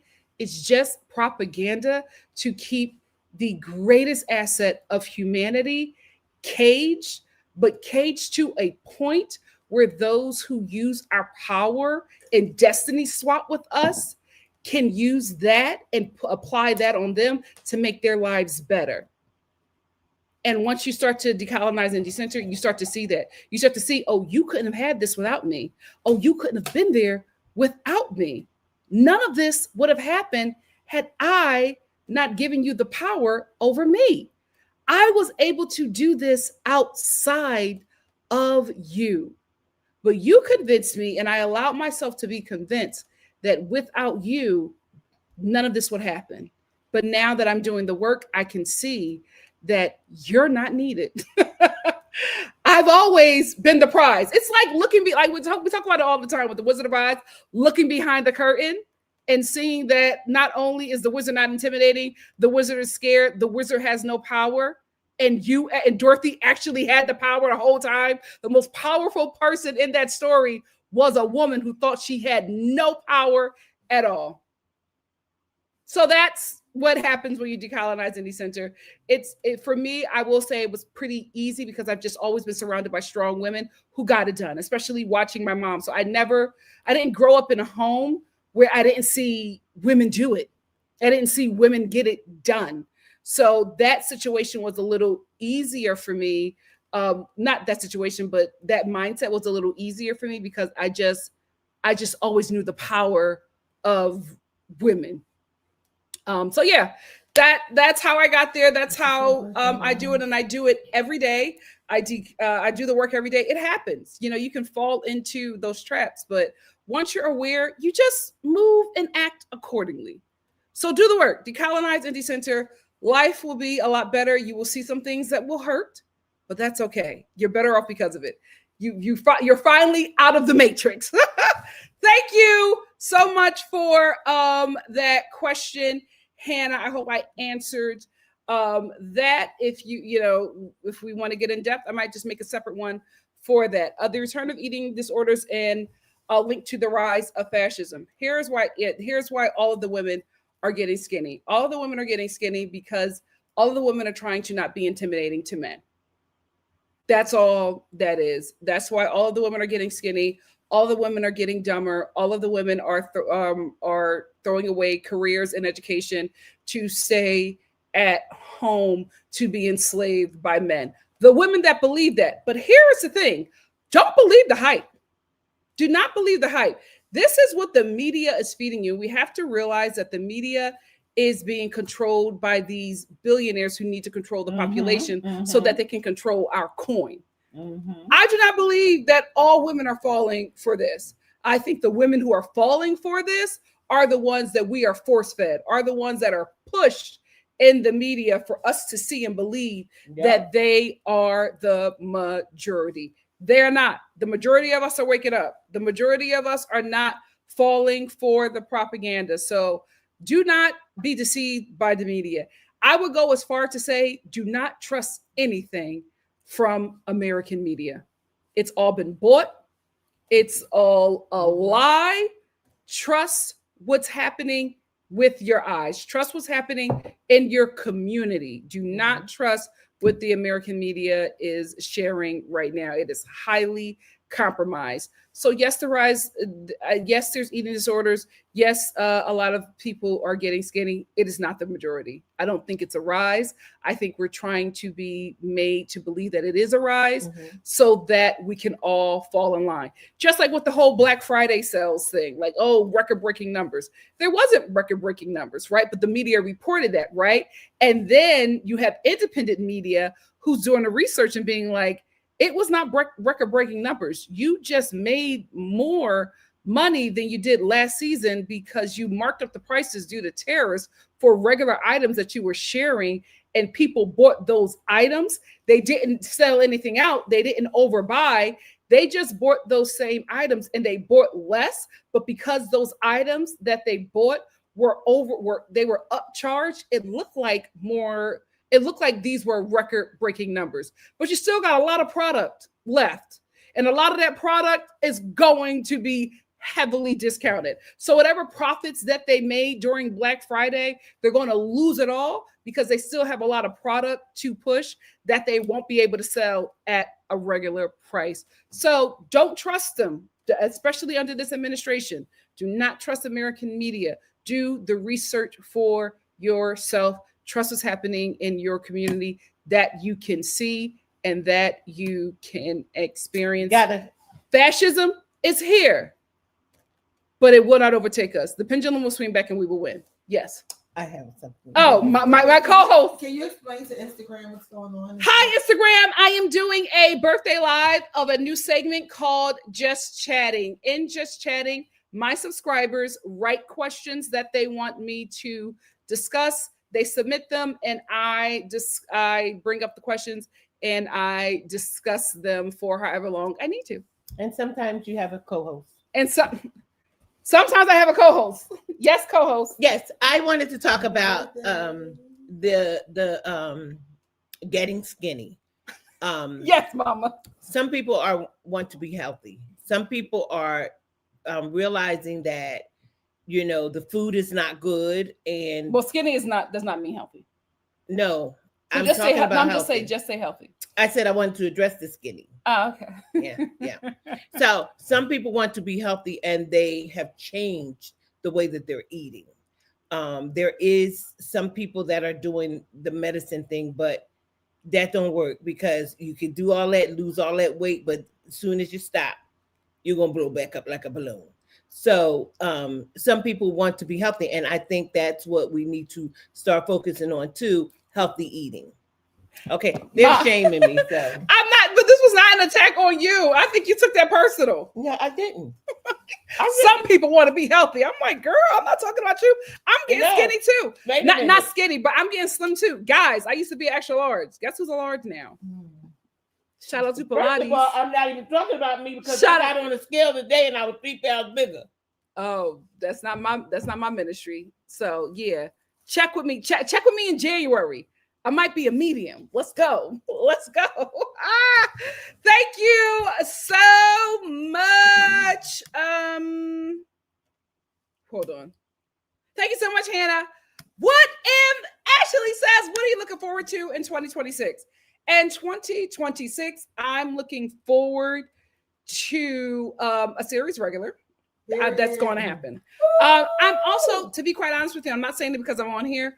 I'm also looking forward to this channel really taking off and this community really, really growing. I'm looking forward to meeting you guys. I'm looking forward to us connecting on a deeper level, and I'm looking forward to us working together to do some monumental things.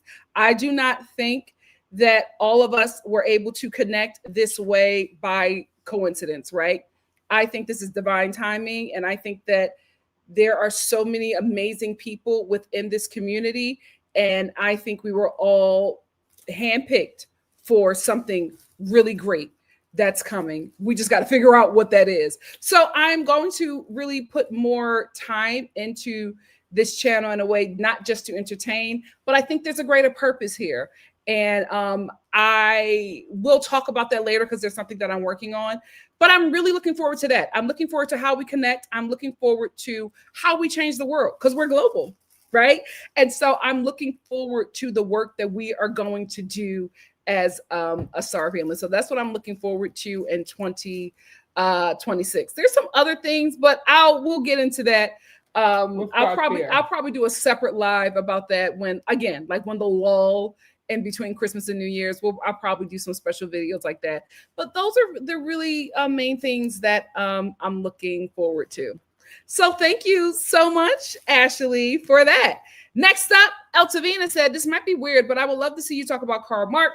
As you always mentions class consciousness. Again, I am going to talk about that in a separate video. I wanted to bring that up, Eltavina, to acknowledge this question, but I am working on a separate video for that, because that's something that I want us to be conscious of and work on as we go into the new year. And that's another thing that I think that we as a STAR family are going to be a part of. So we will absolutely have that discussion soon. Next up, Nori's notes. Hey, said holiday cooking. What should we be making in our La Crusade? Soup. Lots and lots and lots and lots of soups. If you want to see me make soups, if you want to see any of my recipes, please check out my home channel, Nikki.Star at Home. I do a lot of cooking over there as well. But if you got a La Crusade, there's no reason why you're not making soups or stews in those beautiful Dutch ovens.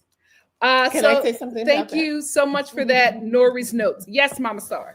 Oh, honey, let me tell you one thing. If you want to do the soups, because she made a butternut pumpkin butternut squash. Whoa. And how I know it's delicious, they are not a pumpkin family. They tore their soup up. And I literally made it just for me. I was meal prepping, and my mom was like, oh, you're going to make it and not share? And so I shared it with my mom and my sisters, and oh my God, we had soup and stew. They tore that soup, so it's no longer a meal prep soup. It's a soup for everybody. But yeah, soups and stews, especially if you have a Dutch oven. Thank you again, Nori. Next up, we have the Waiting Room 101 said, when are you eventually coming to the UK and Ghana? Good news. Good news. If I am not working, I will be in the UK August 2026 for hopefully a week. So, and if I can make it, we're going to set it up. We're going to meet hopefully several times. There are some things that me and my team are discussing. So hopefully, if everything works out, I will be there in August 2026. And if everything works out, I will be, when are we doing Ghana? 2027. 2027. So 2026, August for the UK, Ghana 2027. I don't know when. Also, it depends on if I'm working or not. Because you know what happened the last time? I booked the job and I couldn't go. So you never know. But that is the goal. If I can't make it there in August, I'm going to try to do it around Christmas for the UK. But we'll see. August 2026. Woohoo! Keep me in your prayers, guys. I mean, listen, I want to see you guys, but work will also be great as well. So we'll see. We will see. Thank you, Waiting Room. Wendy Goddess said, I know this is old, but I need your reaction on Life at the Lockup, especially when it comes to JK and Demadric. Here's the thing. I have to finish it. I didn't finish Love at the Lockup because there were just so many couples I was just not interested in. I think with some of the couples, we've seen their journey. We can move on. There were so many other new couples I wanted to see on Love after Lockup. I will say this about Demadric. I think those women are fighting over a man who I don't think is that interested in them. If you're picking up what I'm putting down. JK, absolutely delusional, but in his community, in that class where they're at, he is a prize. And it is absolutely hilarious to see this man think that he is the Rico Suave of his community. But I guess where he is. I haven't finished it though. I'm looking forward to the new season. I'm looking forward, especially Life During Lockup. Did you see some of the cast for Life During Lockup? I'm locked in. So thank you so much for that, Wendy. I hope I answered your question. Next up, we had UNCC College Girl. Said, how is it living with your mom? Oh, let's get into it. So much fun. She said, your relationship really inspires me. Seeing your relationship over the years has me trying to convince my mom to stay together now that I'm grown. Also, if you were to marry, would your mom still live with you? Love you, Nikki. Oh, thank you so much, UNCC College Girl. Absolutely not. I think you should also talk about that you haven't always lived with your mom. No, can you let me speak? Yeah. So birthday girl. So how is it living with my mom? I really, really love it. Here's the thing. I went to college in New York. I came back for a semester to live with my family in Philly, and then I moved to LA. So I was my early 20s and teen years, I was not with my family for a very, very, very, very, very long time. And so there was a season where we just were not together. And then we came, like all of a sudden, my sisters were just like, oh, we got jobs in LA. We're coming out to LA. And I'm like, what? And then my mom followed because her kids are out here. So it was a little difficult adjusting to that because I had lived almost a decade by myself, like not by myself, but like just not with my family. So it was a lot of adjusting. And the last time I lived with my mom, I was a teenager. So it was a little adjusting that had to take place. But now as I'm like getting older, I love it. I love sharing these moments with my mom because I know that it is a gift to be able to do that with your parents, especially as you get older.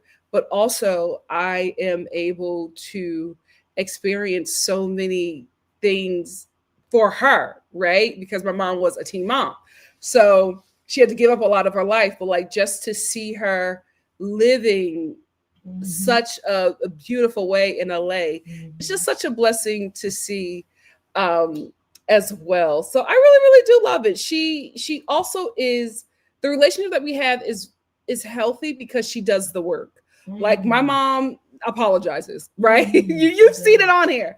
Mama Star apologizes. Mama Star gets it right. Mama Star does the work daily as well to make sure that these relationships remain healthy. She is doing something that she's never seen, right? So she's figuring it out as she goes, but she made sure that we would have a different experience in life and with her than she had with her mother, than she had growing up. So she was always actively working to make sure that we had better. She's always actively working to be a better person and to have a parent that is not set in their ways. And it's just like, you know what? I can do better. I can change this. I don't know everything. I think it's a blessing because you're able to, as you mature, as you morph into this different person and grow into this different person, you're able to grow with your parent as well, because your parent is also learning and navigating this new season of your life with you. It would be very different if I had a mom who was just like, no, this is it. And I'm not changing. This is who I am. I'm not changing. To have someone, to have a boomer who is just like, oh, I can learn something else. Oh, well, when presented with new information, I can change my mind. I don't know everything. Oh, you're right. I'm sorry. Is a blessing in itself. So it's a beautiful thing. I really love spending time with her. I love spending time with my sisters. I think it's a blessing, and I do not take that for granted. When or if, child, I move in with them. I get a relationship. When I get a relationship, because listen, they want this to happen for me. When I get a relationship with a man, I will not be living with my mom. Mommy's probably gonna end up living with me. Let's just be real. Are you gonna have a man? Yeah, but I'm just saying. Wait a minute. I have something. Well, to I say. just want to say no. She won't. First of all, nobody has to ask me that. No, she will not be living with me. My mom wouldn't want to. My mom will have her own home. Let me talk. Have a mother's wing. Yeah, she's gonna have a mother's wing, but she's going to have her own life. But I'm not living with my mom with him. Oh, absolutely not. Especially my king. I'm gonna let him. Zavadri. No, I'm gonna let my king. Demarcus. I'm gonna let my king have free reign of his home, and if he want the ding-a-ling out, the ding-a-ling got to be out. Like my mom can't be in there where he's swinging. So no, she won't live far, but she will not be up in my business. I have my man. But wait, remember we talked about all living in the same neighborhood. We're absolutely going to live in the same neighborhood. My sister wanted us to have a compound. Absolutely not. Nikki, you don't know what God will do. That's not what he's going to do. I don't want to live in a compound.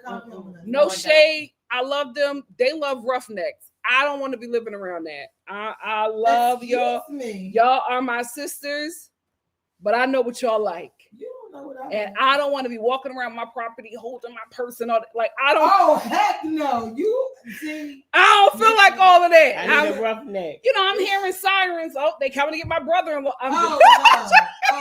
These are lies. I'm joking. They love church boys. No, no, you love men of God. You love a church boy. Let's be honest. I need a soldier. Where they at? I need a soldier. Where they at? Somebody take it one for me. Yeah. Okay. Now, I love that question. Great question. So I want to clear up some things from his mommy birthday too, because she is. Okay. Oh, yes. It is your birthday. Yes, it is. But as a mother, I had to learn that every mother knows this. It's different stages. When your child is an infant, you parent a certain way. When they become toddlers, you parent a certain way. And that continues. When they become teenagers, you parent a different way. There's different segments of a child's life that you have to parent. And what I had to learn was they were adults. Yeah. And you parent differently as adults. And, I respect them as adults. They're women. They have their own mind and they make their own decisions. And I can't, parent like I did when they were teenagers. You know what I mean? I can't, well, don't do this and don't do that. I can suggest some things. I can have a conversation and express my opinion. You know what I mean? But mostly I pray. And when I get something wrong, I'm not too big to, say that I was wrong. And it's ask, can we start over? You know what I mean? Yeah, can we I start over? yeah. Can we fix this? I'm sorry. Because I love you and I don't want us to be angry. And I don't want things to go this way. I mean it. But, so that's what makes the environment a good environment to be able to exist in together. I was just telling my other daughter that this is, some of the best years of my life. You know what I mean? Living with my daughters, you know what I mean, as adults. But I'm going to tell you one thing. When they get their men, hecky no. I'm not living with none of them. Because first of all, you don't need your mother there. You got him. And also, it don't need to be, I just don't need to be there. A mother, father, no family needs to be there. Sister, brother, nobody. It needs to be you and him. And y'all raise whatever and y'all do whatever. Now, if you need some advice, I'll be available. You can come to my condo and speak to me. Okay, but I'm not going to I've already decided that I'm not going to be in their business, telling them what to do and all this.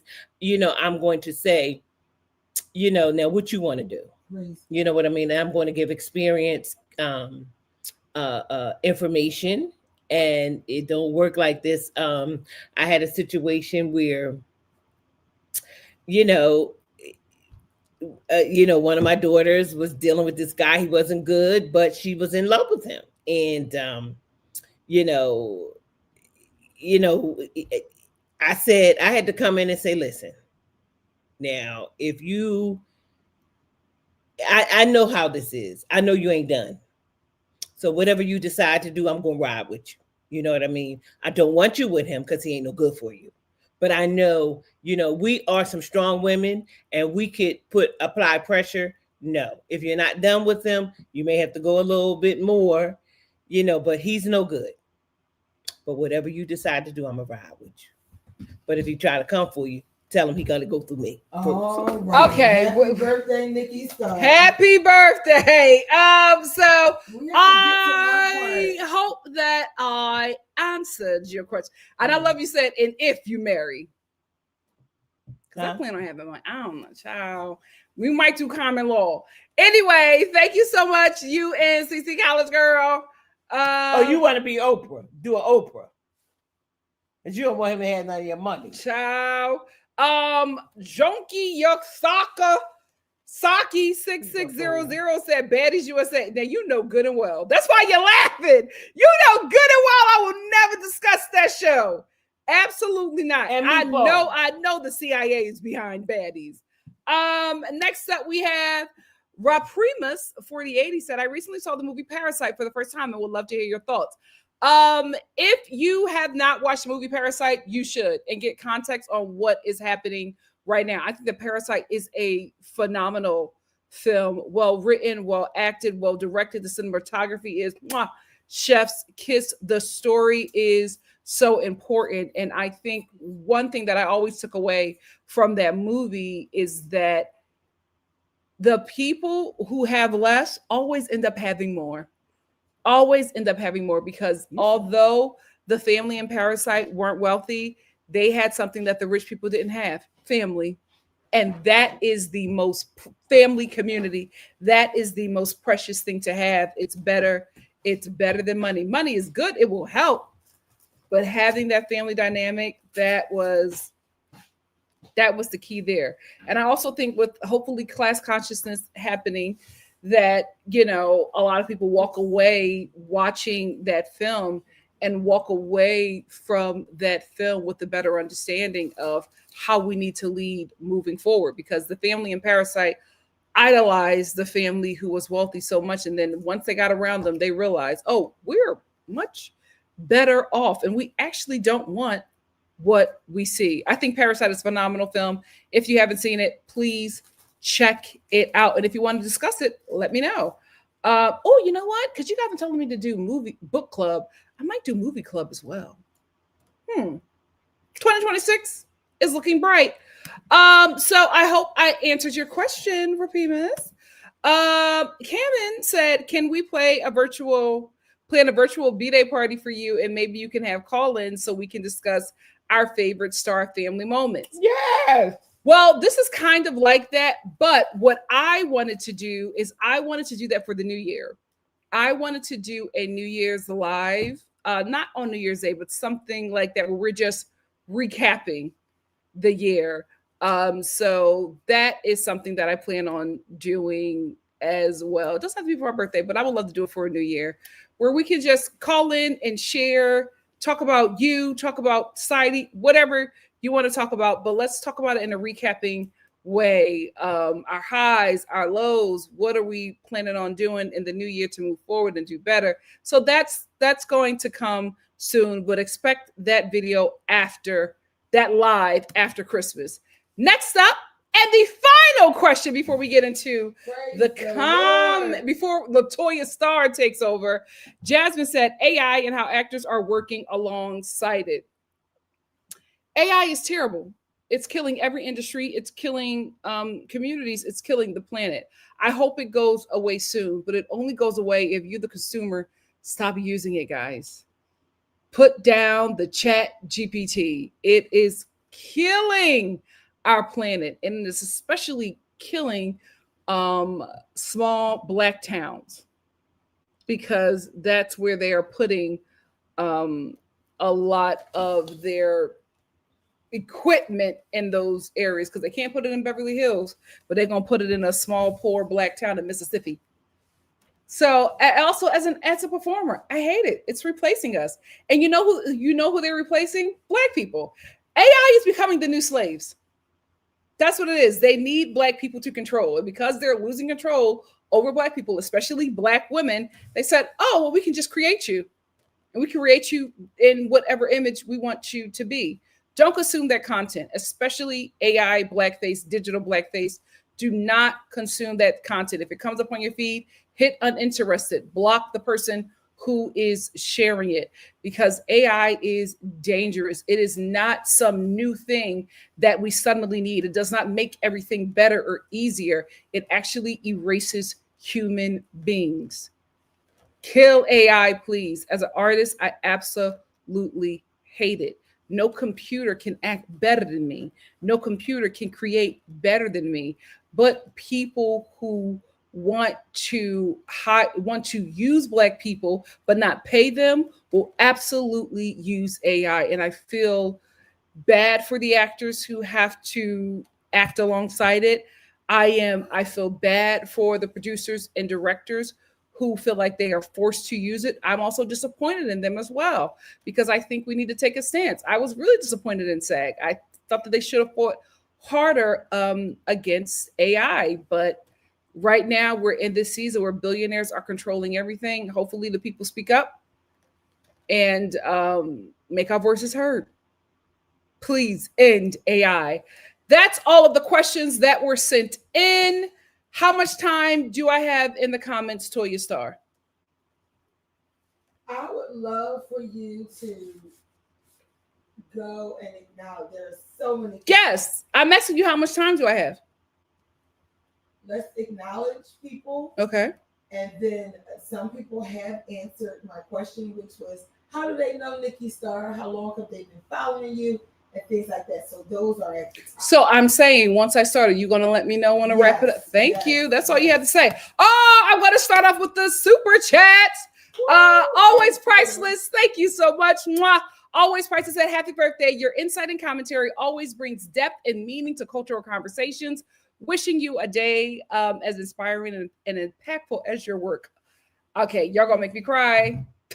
Always priceless. Thank you so much. Deco said, happy birthday, Nikki. Thank you so much for all your content and good vibes always. Thank you so much, Deco. Love you. Drewski, my baby.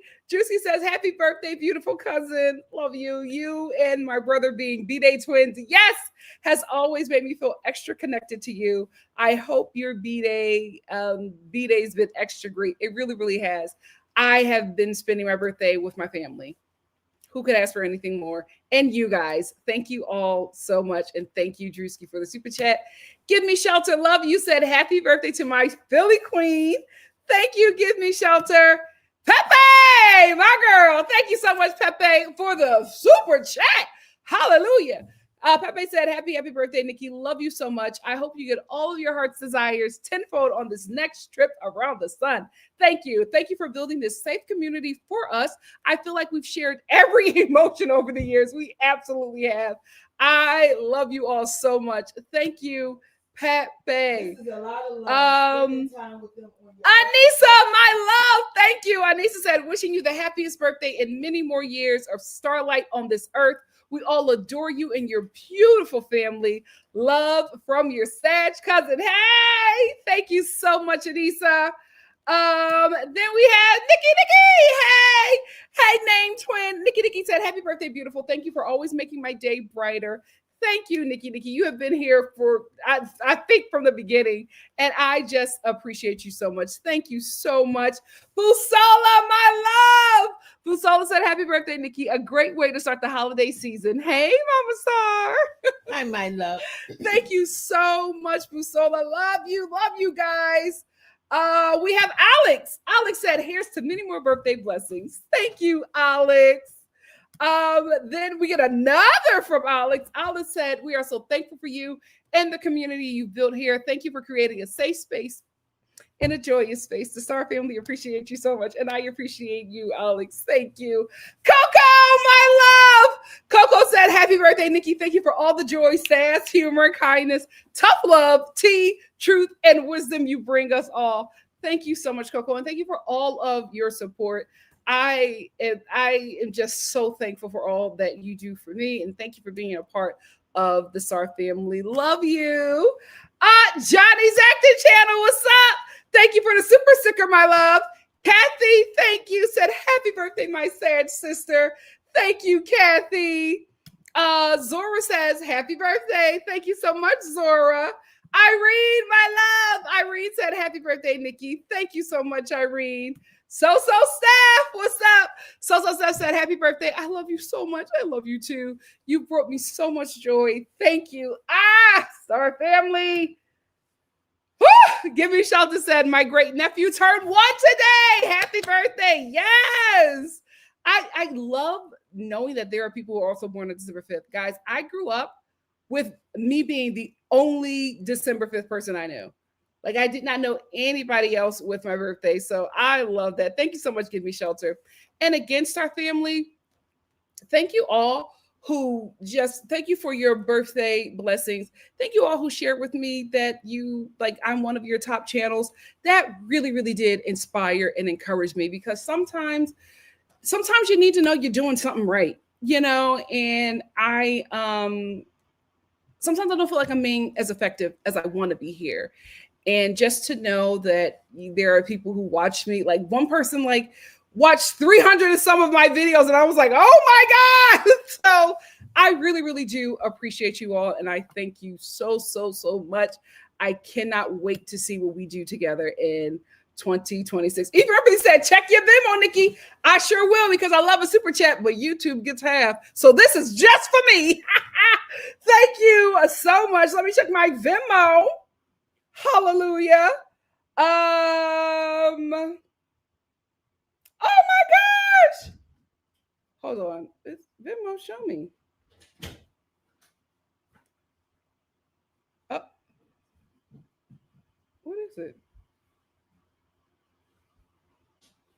Oh my God. I can't see it. Somebody sent me a Venmo. Who was it? The fact that everybody is on here is so Ain't nice. So beautiful. They're not showing who sent me a Venmo. Let me hold on. Maybe you got to They go also out. send you an email, so. Yes, I got a Venmo from E for Empathy, my love. E for Empathy said, "Is E for Empathy. Happy birthday, Nikki. You're such an inspiration to so many people. I hope you know how many hearts and minds you've touched. You blessed us all for so many years, and I wish you even more filled with blessings and joy. Thank you so much, E for Empathy. I love y'all. Thank you. You are so sweet. Thank you. Hold on. I just got a notification from Cash App. Let me check Cash App. Okay, girl. Oh, Stephanie. So Seth. You don't have to choose twice. Oh my God, I love you. Thank you so much, so Seth, for the Cash App. Thank you, Ali, for the Cash App. Oh, I love y'all. Thank you, Sebastian, for the Cash App. Thank you, Double T, for the Cash App. I love y'all. Oh my God. Star fam, thank you all so much. And I got a new super chat from Pink Petals. Thank you, Pink Petals. Pink Petals said, "Happy birthday. May this year blow your mind." Period. I receive it. Hallelujah. Hallelujah. I receive it, Pink Petals. Thank you so much. Now, TikTok, do you want to, because there's like almost 1,000 comments in here. Do you want to tell me the ones that you want me to pick out? You know what, Nikki? It's no way to pick out all the beautiful comments, but we're going to go through. I want you to go to the top because there are some people who expressed how long they've been with Oh you. my gosh. So Okay. you can go all the way up to the I'm top, all the way at the top. and you will start to see people are identifying. I've been with Nikki through this. Oh my gosh. Okay. Hey, Max. Thank you so much. Max said, "I wish for you on your birthday. Whatever you ask, may you receive. Hallelujah. Whatever you seek, may you find. Yes. Whatever you wish, may it be fulfilled on your birthday and always. Happy birthday, Nikki." Yes, Max. Let's speak this into existence. Thank you, because there is power in the tongue. Thank you so much.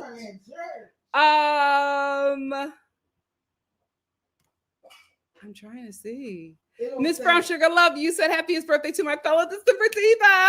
Thank you so much, and cheers to another rotation around the sun, and to shining your light upon all who encounter you. Blessings on blessings.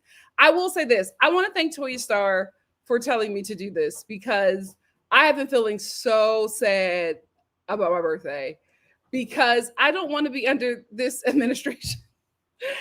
They just are, it's so draining, and I'm like, I just want to get through this week. And TikTok was just like, you need to celebrate with your Star family. And my God, today I am so glad I did it. I really am having a good time. So thank you all so much. So E for Empathy said, "Happy birthday, Nikki." Oh, I read this already, but I'll read it again. "May you receive all the blessings because you're constantly blessing us with your commentary and by creating this space for us. We're so thankful for you. I love you guys." E for Empathy said, "I first discovered this channel by watching Nikki give commentary in a Kempire video about colorism." Oh my God. On Potomac, Nikki's energy was just so warm and the observations were so insightful. Oh my God. You followed me through colorism. Jesus. Thank you so much, E for Empathy. Hey, Indigo Girl. Thank you for being here. L Biggie said, "Nikki, you're my second most visited channel this year." Hallelujah. Aww. Only because my first uploads every day. Other than that, the majority are Black women channels. Thank you so much. Authentically Bria said, "Happy birthday, Nikki. You're one of the best." Thank you. Oh my God. I'm not enough, guys. Enough. I'm an ugly crier. Devonda said, "Hey, Star family and friends. Happy birthday to you, Nikki. My God, today. Keep blessing you." Thank you so much. Thank you, Barb Meets World. Thank you. F. Usher said, "Stepping out of the replay gang to wish NikkiStar a happy birthday. Wishing you lots of blessings, love, and laughter." Thank you so much. Shamiko says, "Good night to everyone. Happy birthday again, Nikki. I pray that you have an incredible day. Looking forward to this live. Already like love from St. Kitts." Thank you so much, guys. And I'm very serious about this. You know how we talk. There is life and death in the tongue, and you guys are speaking life to me, and I so appreciate this because this is power. Yes, it is. Power. Yes, it is. Wonder working power. Hallelujah. Thank you all so much. Oh, you're a Sag. Well, that's why. Yeah. What's up, Sag?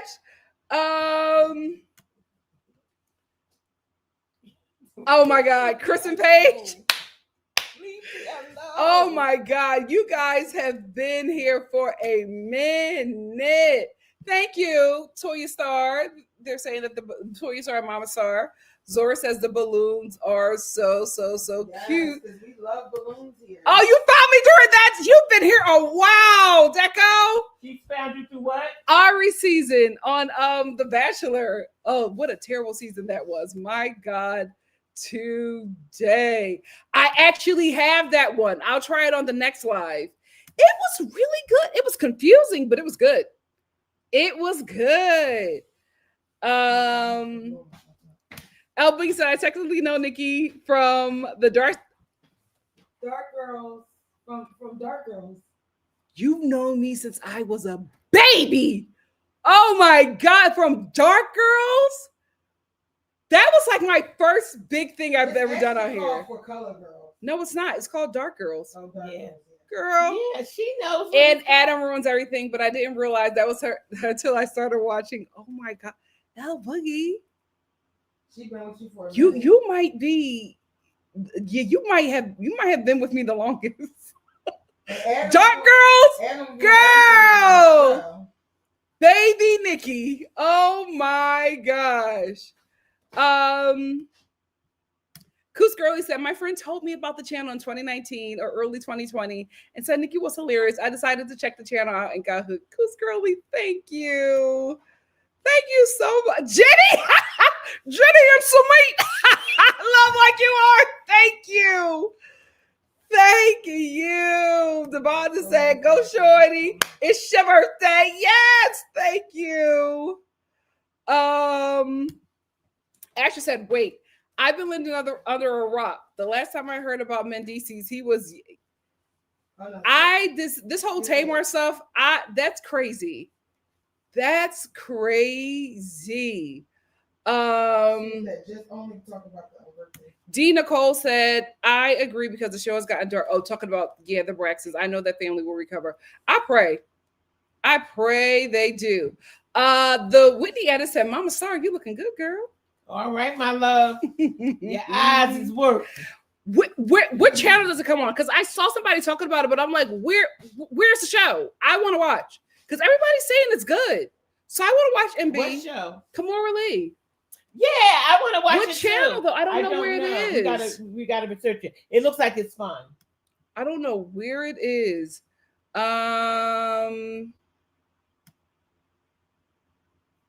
She's really good TV. She is. And you know what I will say about Kamora? Even though this is talking about your birthday, she's been doing this so long, she knows how to treat the crew. And the crew's like, oh really? The crew's like working with her because she knows how to treat people. Oh, okay. We gotta do this. Oh my gosh. What? Oh Lord. Oh, what are you doing, Latoya? Because Oh, my burning up the goodness. daggone house. Dahlia, my love, thank you. Dahlia said, I love that you live in hope, Nikki, but I've come to accept that humanity refuses to learn from history. They'll use Black people, then discard us when things are good, like they always do. But you know what? It's a fire. Jesus. Happy birthday to you. Hold on, Dahlia. Happy birthday. Happy birthday. Oh, she done burnt up everything. The balloons! Oh my God. Guys, we can't do that. No. Happy birthday, dear Nikki. Get the balloons. This is too much of a fight. Oh my gosh. The balloons. How long have you had these candles on? I'm trying to light them. It doesn't even say happy. Blow out the I candles. don't blow candles. No, not Make if you a think. wish. If you think I'm. Oh my God, my Close wish your eyes is to and make not a get wish. set on fire. Jesus. Yeah, if you want me to eat it, you can't do no it's blue. not for So you, you get the fire extinguisher. It's for Nikki. Oh my God! And they want us to have a show. Watch no your way. hair. Oh, And that whole outfit is flammable. My hair is flammable. Jesus. God. Get it away from the paper towel. Oh my The fire God. extinguisher about to go off. No, Mom. I mean the I got it, Nikki. Oh, we got an open window. No, you have them sleeves. Oh my God. Open I'm a window. mother. It's out. Well, the candle said "Happy Birthday, Nikki."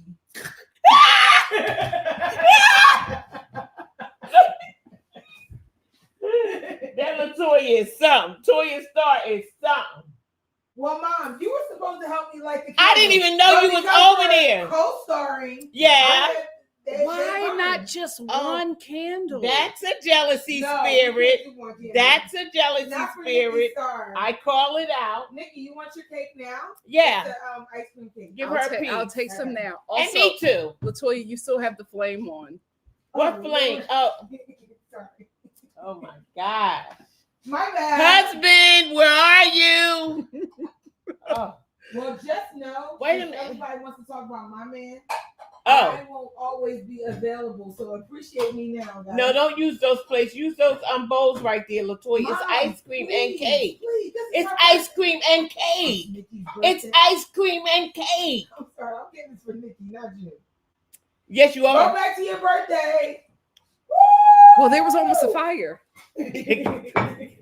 That's a fire. Is it safe? That's a fire. Is it safe? Is it safe? Anyway. It ain't safe. Everything's fine. Anyway, Dahlia, what I want to say about that is it's up to Black people to move differently, right? Like we now know Something's how fizzing.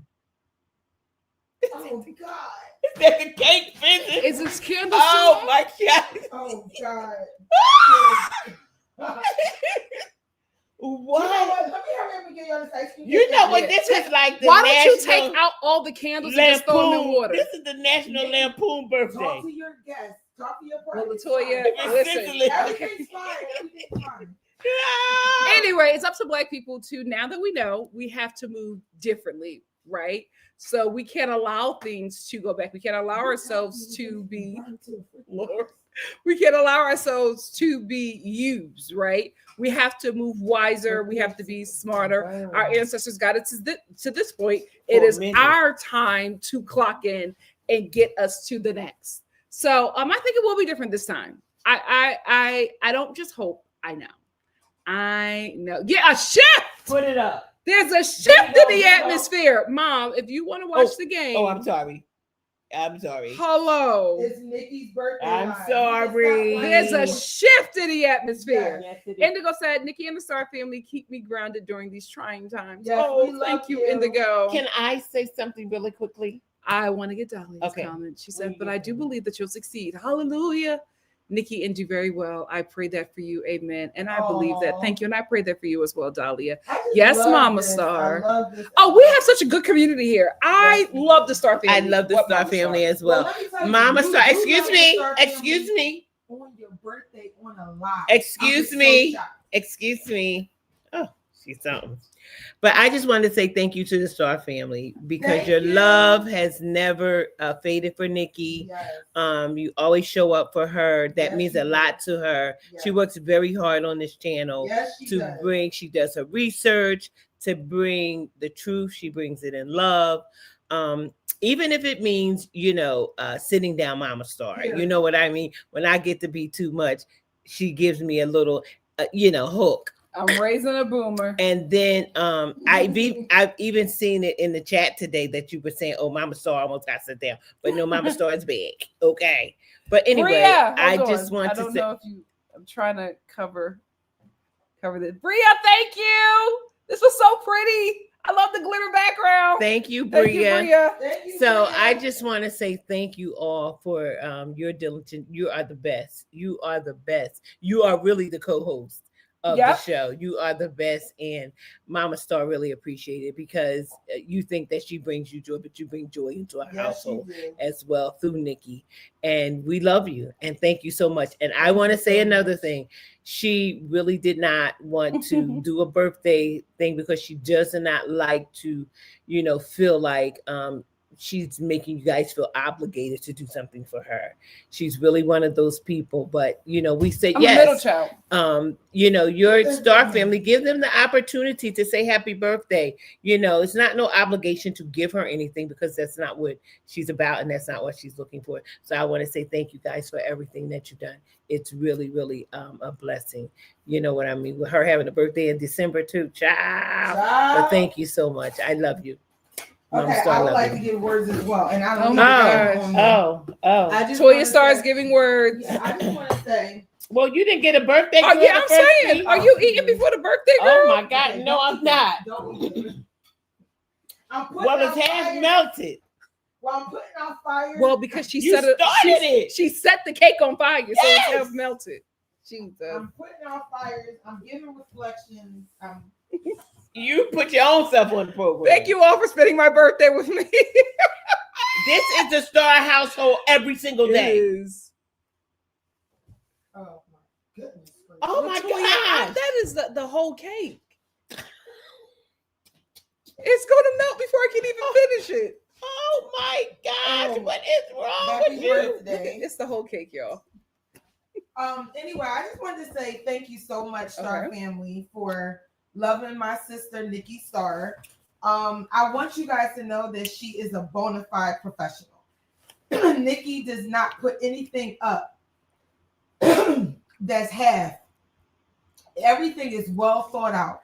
I want you guys to know, when you come to Nikki.Star's channel, you're looking at not only an actor, but you're looking at a producer. You're looking at a graphic designer. A writer. You're looking at a content creator and a writer. She literally does all of her own graphics. She comes up with the all of my own stunts. She comes up with the show ideas. She comes up, like, everything that she does is what happens on a TV set. Her life is a set. We have so many different set spaces, even in our own home. But I just want to appreciate the Star family for coming on here and just showing her so much love. Because, like my mom said, what you mean to her is something that we can't really explain. But what I want to say to you, Nikki, is I love what you've done here. You've built a community, but you built it on honesty, on integrity. You did not compromise. Yes. So many people in this business, they compromise. So many people go after the money. And although God is going to give you so much money, I'm sorry. Oh my God, clear your throat. Yeah. It's the fire. Sorry. Although God is going to continue to give you so much money, as he has blessed you over the years, and you've been such a blessing to so many people, God is blessing you because of your obedience. Faithfulness. Of your obedience and your faithfulness to come on here. These people are telling you how they are blessed, because this really is a ministry. I know people think when they go to church, they're looking at the pastor on the pulpit, but this is actually like, this is a ministry. You come on here, and yes, you're talking about various topics, but you have no idea who you're encouraging. You have no idea who, them listening to you. Like, even a young lady said, like, your relationship with your mom inspires her.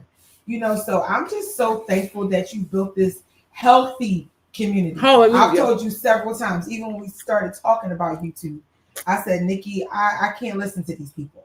So many people that I saw, I said, I can't.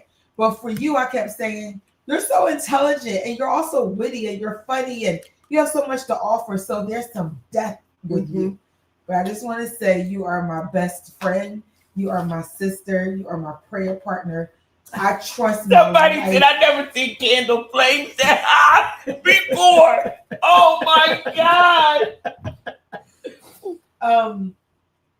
I trust you with my life. You know what I'm saying? I love you. We've been together for so many years, and I'm looking forward. Ride or die. Like, literally, I enjoy seeing you do this, because this is like, you're wearing a dress that says "Dress in Happiness." You are a beautiful, happy person. You love smiling. My favorite dress. You love colors. You love sparkles. You love rhinestones. You love stars. Like, somebody said, y'all are stressing poor Nikki out with this cake. Like, you're just a beautiful person. I'm just happy. Like, if this is what you wanted to do, we've been celebrating you all day. But if this is what you wanted to do, I wanted to take a moment and really just let you get with the community that God has allowed you to build and just say thank you. So I love you. And I also wanted the Star family to know that what they see is like the real. This is the real. Yeah. You know what I mean? This is not like a fake. This is Nikki-Star. Oh, y'all see her. They see her. So happy that we have tell Mama Star to get off her channel and this and that and we that have and this this. memory with them. So happy birthday, sister. Happy birthday, Nikki. I love you. Best big sister a girl could ask for. I love my Toya Star. Our big sister. Mom. What is that big sister?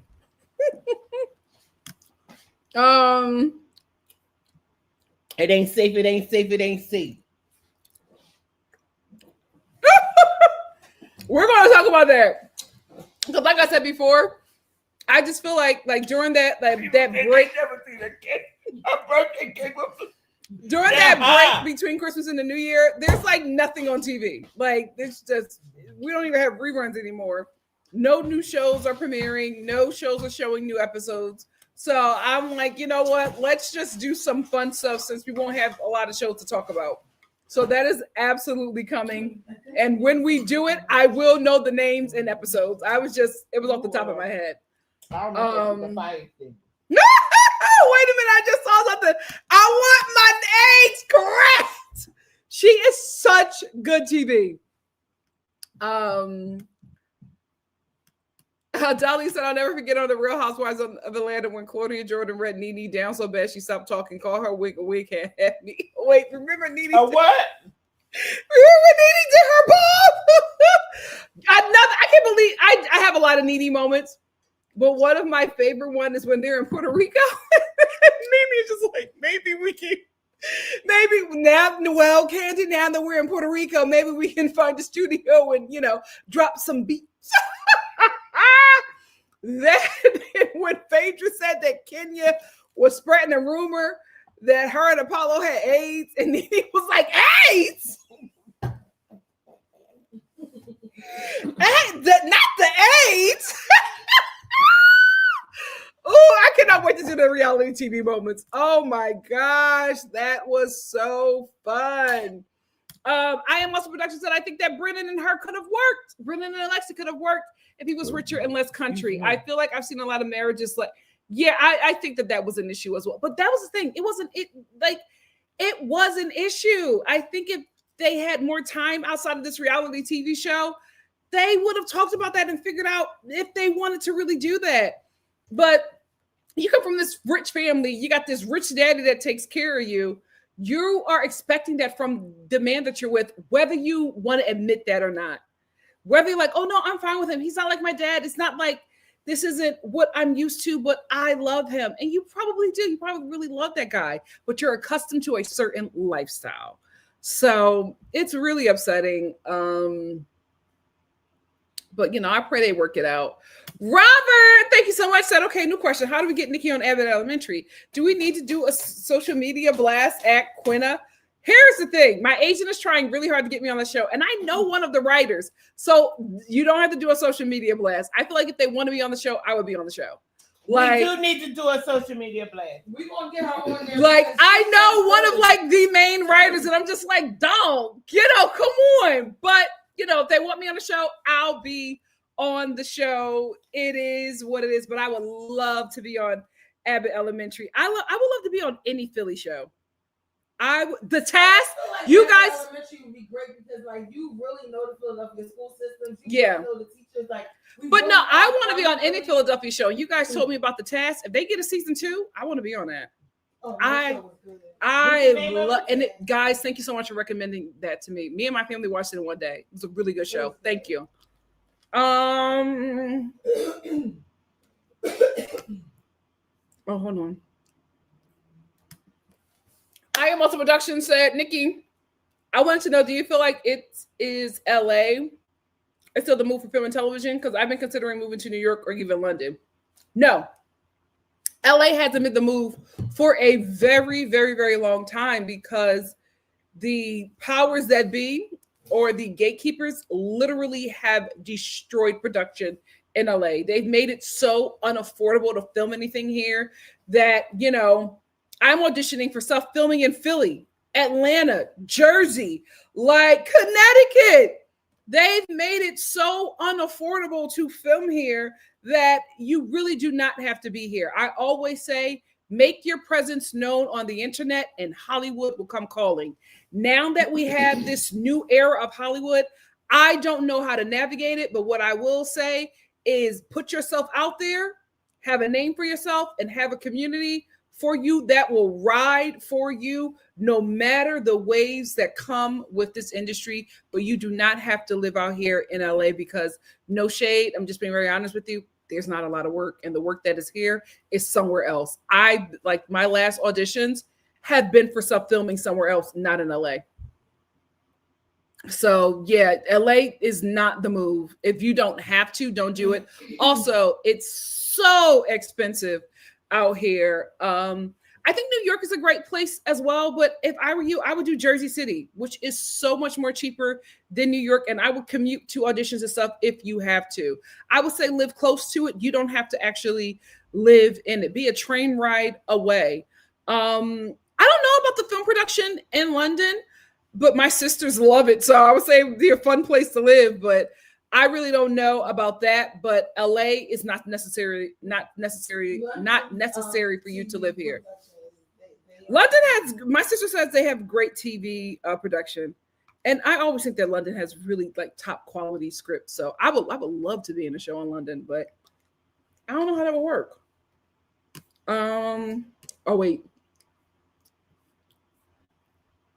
I'm surprised that you being a connoisseur of TV that you did not say one of your favorite moments was my girl Tammy. Way back in the day, she started all the shade on TV. Tammy Roman? Yes, when that girl used her toothbrush. Well, you also have to. One of the most. Like, well, you also have to realize I was like a kid, so it wasn't. No, I'm just saying it wasn't really something that I like something I vividly remember. It's an iconic moment, but it's not like at the front of, you know, like you didn't watch Next because that wasn't your generation. My generation was Next. I don't remember that. I watched Date My Daughter. Those were like my shows. The Real World. It was like I watched it, but I watched it with like older people watching the show. So I wasn't the first Real World. Oh my gosh. Since we're talking about the Real World, remember when that girl with the frog outed Steven? And she said, Steven, she left the show because she had Lyme disease. Not funny, but I'm thinking of the moment. And she left and she said, before I leave, Steven, I would like to talk to you. And he thought that she was going to tell him something really sweet and they were going to have a moment. And she said, Steven, I just want to let you know that we all know that you're a homosexual. And that's when Steven was like in a closet. Like she outed him. And well, now Steven is married to a man and he's living his best life. But he talked about it. He was just like, I'm still mad about that because you don't out me. That wasn't your story to tell. Mm-hmm. Anyway, so she leaves. He takes her frog or whatever animal that she had. And he like holds it for ransom and starts like beating it up and grabbing his penis and telling her that she's a liar. And then she's laughing and she gets in a car. I think it was Stephen and Irene. And she gets in a car because she does not care. And he runs out and he says, hey, Irene, I have something to tell you. And she says, what? And he smacks her. Do y'all remember that? Now, that was a Real World I watched. And she was like, and they were like, Stephen! And he was like, F her, how dare she? She really cut him to the core with that. But we'll get our moments. We'll talk about our reality TV moments. Indigo says, Burna Boy getting his just desserts was not on my bingo card this year. Me either, child. But you know why? You know why he's getting his just desserts? I'm telling you guys, people are waking up. It's happening on a global scale. People are waking up. Class consciousness is here. And all the people in that audience where he disrespected that lady was just like, listen, it's really hard for us to even come up with these couple of dollars to come see you perform. Not only do you show up late, You're mad that this woman who has been waiting here this entire time for you to come on the stage took a little nap, dozed off a bit. You're late. How dare you talk to her like that? And people are just like, listen, you are not going to disrespect me when I'm the reason why you're living this life that you're living. Now people are demanding to be treated fairly and properly by the people they make rich. And they should have been doing that, but I'm glad that we're doing it now. I'm glad that we're doing it now. Oh, it's so rough. You had your birthday on Thanksgiving. Yikes. It is rough. It is not easy, but we move. We move. Yeah, Devonda, I was trying to tell my mom about that. About what? They're trying to get you to watch Welcome to Dairy. Everybody's watching it because it's a mainly Black cast and we're rooting for the Black characters. Y'all no, what happened y'all was, hating. First of all, the little boy was walking by himself in the snow. Like, come on. Also, Nikki asked us to watch that at night. She turns off all the lights. It's dark. I'm scared. I'm like, no. It was a good show. Miss Gigi said, I found you years ago when I worked in the office and I started listening to you tonight and my headphones. I was like, who is this gorgeous girl? Oh, and what's her skincare routine? Thank you so much, Miss Gigi. You know what? I actually was going to get that, but it was just to freeze my suit. Let me know if you guys have done that. It just does not look like, it doesn't look like it's feasible. I mean, I feel like if you do use that, you're going to lose weight because those are some small meals, child. Did you read this one? I know Nikki from the panel you did with Scotty by Nature on the colorism and Real Housewives of Potomac, I think. I don't think I got to that one, but a lot of people are here from the colorism conversation. Should I do more colorism talks? Yeah, I don't remember that. Robert said, what does Nikki think of Dolly Parton's Lodge cast iron line? Did she like the enamel Dutch and the I will always love you heart-shaped pan? Here's the thing. I was actually going to get it because I love me some Dolly Parton. But a lot of people are starting to share excerpts from her book. And I'm like, ugh, Dolly, I wish you would have never released that book. Oh, what did Dolly say? Well, she's talking about one excerpt that kind of didn't sit right with me, was she was talking about how her uncle was a terrible racist and said the most racist and nasty things she's ever heard. And she said what she learned from him is that you have to keep your mouth shut and that he was a really kind man. I have to read it myself, but people are sharing excerpts from the book and I'm just like, I mean, listen, Dolly Parton is a older white woman from the South. I'm not expecting much. She was the first woman to give birth, but breast implants. Okay, thank you, Mom. I'm not expecting much, but because we're in a time where we're all being so conscious about where we spend our money, I'm just like, I wish I wouldn't have learned that bit of information because now I'm just like, that gave me pause. I'm going to do my own research. But that gave me pause. Listen, I love the fact that she is very charitable, but you're responsible for what you know. And just having that little bit of information, I'm like, I don't know. So what are you saying that she was saying that he taught her to keep her mouth shut? So if she's a racist, she kept her mouth shut about it. Yeah, it was just like, it would have been, I think it would have been better if she was just like, he was a terrible racist. He said the most awful and racist things. And when I got older, I couldn't wait to get away from him and that type of thinking because, I know that it was something like address it. But to call him a kind man and say that the lesson was you learned to shut up and not say those things. Don't mess up your money. That was the lesson? Yeah, don't mess up your money. That's what it was giving. Like, that was the lesson? That's weird. But I like what you said. I got to do my research. I'm going to do my own research, but it just gave me pause. Yeah. I literally, if you look at my Lodge cart right now, I got like 3 of her cast iron pots in there that I can't purchase it yet. So we'll see. Kay said, "Oh, Nikki and Mama Star, I love that so much for y'all. Thank you." Thank you, my Be love. Wise and Eat for Empathy said, I also discovered Nikki after watching an episode of Empire. I remember. Oh yeah. Oh no, Kim Pye, he's a really, really big YouTuber, and he put me on his panel about colorism, and he really helped me get out there to a lot of the Star family members. So thank you so much, Kim Pye. So let me say this. So no, she ain't a Paula Dean in disguise. No, We're gonna do our own research, Mama. Okay. Um. Not Paula Dean.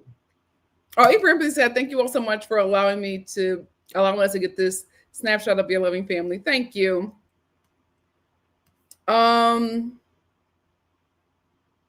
F. Cheney said, "It's been almost a year since the LA fires. Those lives you did around that time were so scary. What are your reflections on that time? What are your reflections on that time now that it's almost a year since?" I will be honest with you, the LA fires made me fall in love with LA even more. Like I've been able to see LA outside of the industry, and that pretty much started it started with COVID and the way the community came together, and then with the actors and writers strike, just the way everybody came together, and then the LA fires. It's a really good community of people out here.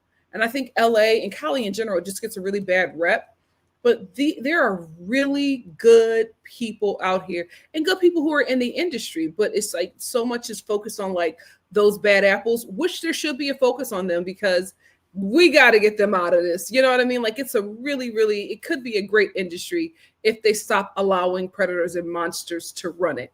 But the LA fires, I really, really fell in love with LA even more, just how everybody came together. There was no lack because the community said, if you don't have it, we're going to make sure you get it. Like my family and I even had to say, oh no, we're okay. Give that to somebody else. But it was just like so many resources were given out right away because everybody stepped up. They didn't wait for politicians. They didn't wait for celebrities. It was the community stepping up saying, who needs this? We got money for this. Who needs it? We got stuff for this. We're donating here. It was so beautiful to see that. And it made me feel like I made the right decision moving here. Yes, you did. You know, so yeah, it was a really tough and scary time. But the community of LA just made me love this place even more. Outside of like, you know, because you come here, when you come here for the entertainment industry, that becomes like your goal, your mindset. You really got to make community out here because that's what's going to sustain you. And I really saw LA show up in such infinite ways. I was just enamored by how the LA citizens showed up for each other. A beautiful sight to see. Wavy said, AI is also making the content of new music and books feel recycled or absolutely terrible. We need good news stories from real people. Yeah, because they're stealing from Black artists. That's why they all sound the same. They're stealing from Black artists. They're stealing from Black artists. We have a newcomer today. Oh, it's on E. Okay, thank you. Kimura's new show is on E. What were you saying, Tori Star? You have a newcomer. Her name, or this person's name is Noella7083. This is my first time ever seeing you. This live just popped up on my YouTube when I was doom scrolling, and you seem so exciting and fun. Happy birthday, beautiful. I can't wait to peep your channel. Oh, Noella, thank you so much for being here. That was so sweet. Thank you, Noella. Oh, and Mom, the first 2 episodes of Kimura's show are on YouTube. So let's watch. Sorry. Let me stop eating. So you can take this. I'm getting a little messy. Let's watch it tonight. Okay. Or after this, or after whatever we're doing. Yeah, when we come back. I'm gonna do. So how much time do I have this for you? Because I'm gonna get another super chat. Okay. You should thank all your super chats. Okay. We just appreciate everyone. We do. I love y'all. If I don't stop Nikki, she'll be on here for 5 more hours. I will be on here until my birthday's over. Hello. Joe, my baby. Hey, Joe. Joe said happy birthday. Come to Trunks in WeHo. Okay. What's Trunks? I can't bring my sister, but I can bring my mom. Mama Star is going to have a ball. I'm going to contact you outside of here. Thank you so much for this. We'll talk, Latoya. What is Trunks? Let's go tonight. Is he there? Put your head together. Trunks and WeHo. Okay, it's a gay club. It's WeHo, Mama. Is it like Hamburger Mary's? Probably, kind of. Let's put our trunks on. Here we go. Hey. Oh, my mom's gonna have a ball. I'm gonna contact you outside of here, Joe. Thank you so much. Tell us when to come. Thank you so much for the super chat. Hey Yasmin, thank you so much. Thank you for being here. Miss Gigi said Dolly is from a particular time, so I wouldn't be surprised if she has problematic views. Absolutely. But that's the thing that I love about my mom. My mom, when presented with new information, will change her mind, right? No matter the time that she grew up in. That's how I knew that wasn't a good excuse, because I was like, my mom grew up in the same time and she is like evolving. So it's possible, you just don't want to. Dolly is racist. Mom. And she decided to be quiet so she can make her money. Do not get banned on my birthday. Okay. Oh my God. I can't take it. Yes, welcome Noella. And as you say this mess, Miss Gigi says Mama Star is such a vibe. And that's before you said that mess about love you. Y'all know it's the truth, but y'all don't like the truth. Y'all can't handle the truth. I would love to be on the new Office. I would love to be on the new Office. Oh, that seems like that. But like, you guys also know I want to be on like a new show. Like, I want to grow with that show. So I'm really hoping to get on a new show. We'll see. We will see. Yeah, why not? When we talk about fascism, why not jump right into that? Because it's a part of it. Let me get two more, and then the Star families let me know I gotta go. It's good. It's my favorite cake because I don't like actual cake. So I've always had an ice cream cake since I was a kid. Because or cookie cake. Yeah, I am not JV. I've never seen flames that high. I'm so sorry. I am so sorry. Yeah, Jersey City or Hoboken. You do not need to be in New York. You do not need to be in New York. Oh no, I knew what you were saying. It's okay. I knew you were joking. And I knew what you meant. And I know that you mean that you love Mama Star. So thank you so much. Star family. I love you back.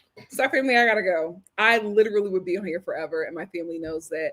Thank you. I receive it. What happened? Smithy said, Nikki, we are manifesting everything you want. Hallelujah. Woo! Hallelujah. Yes. Let's manifest it.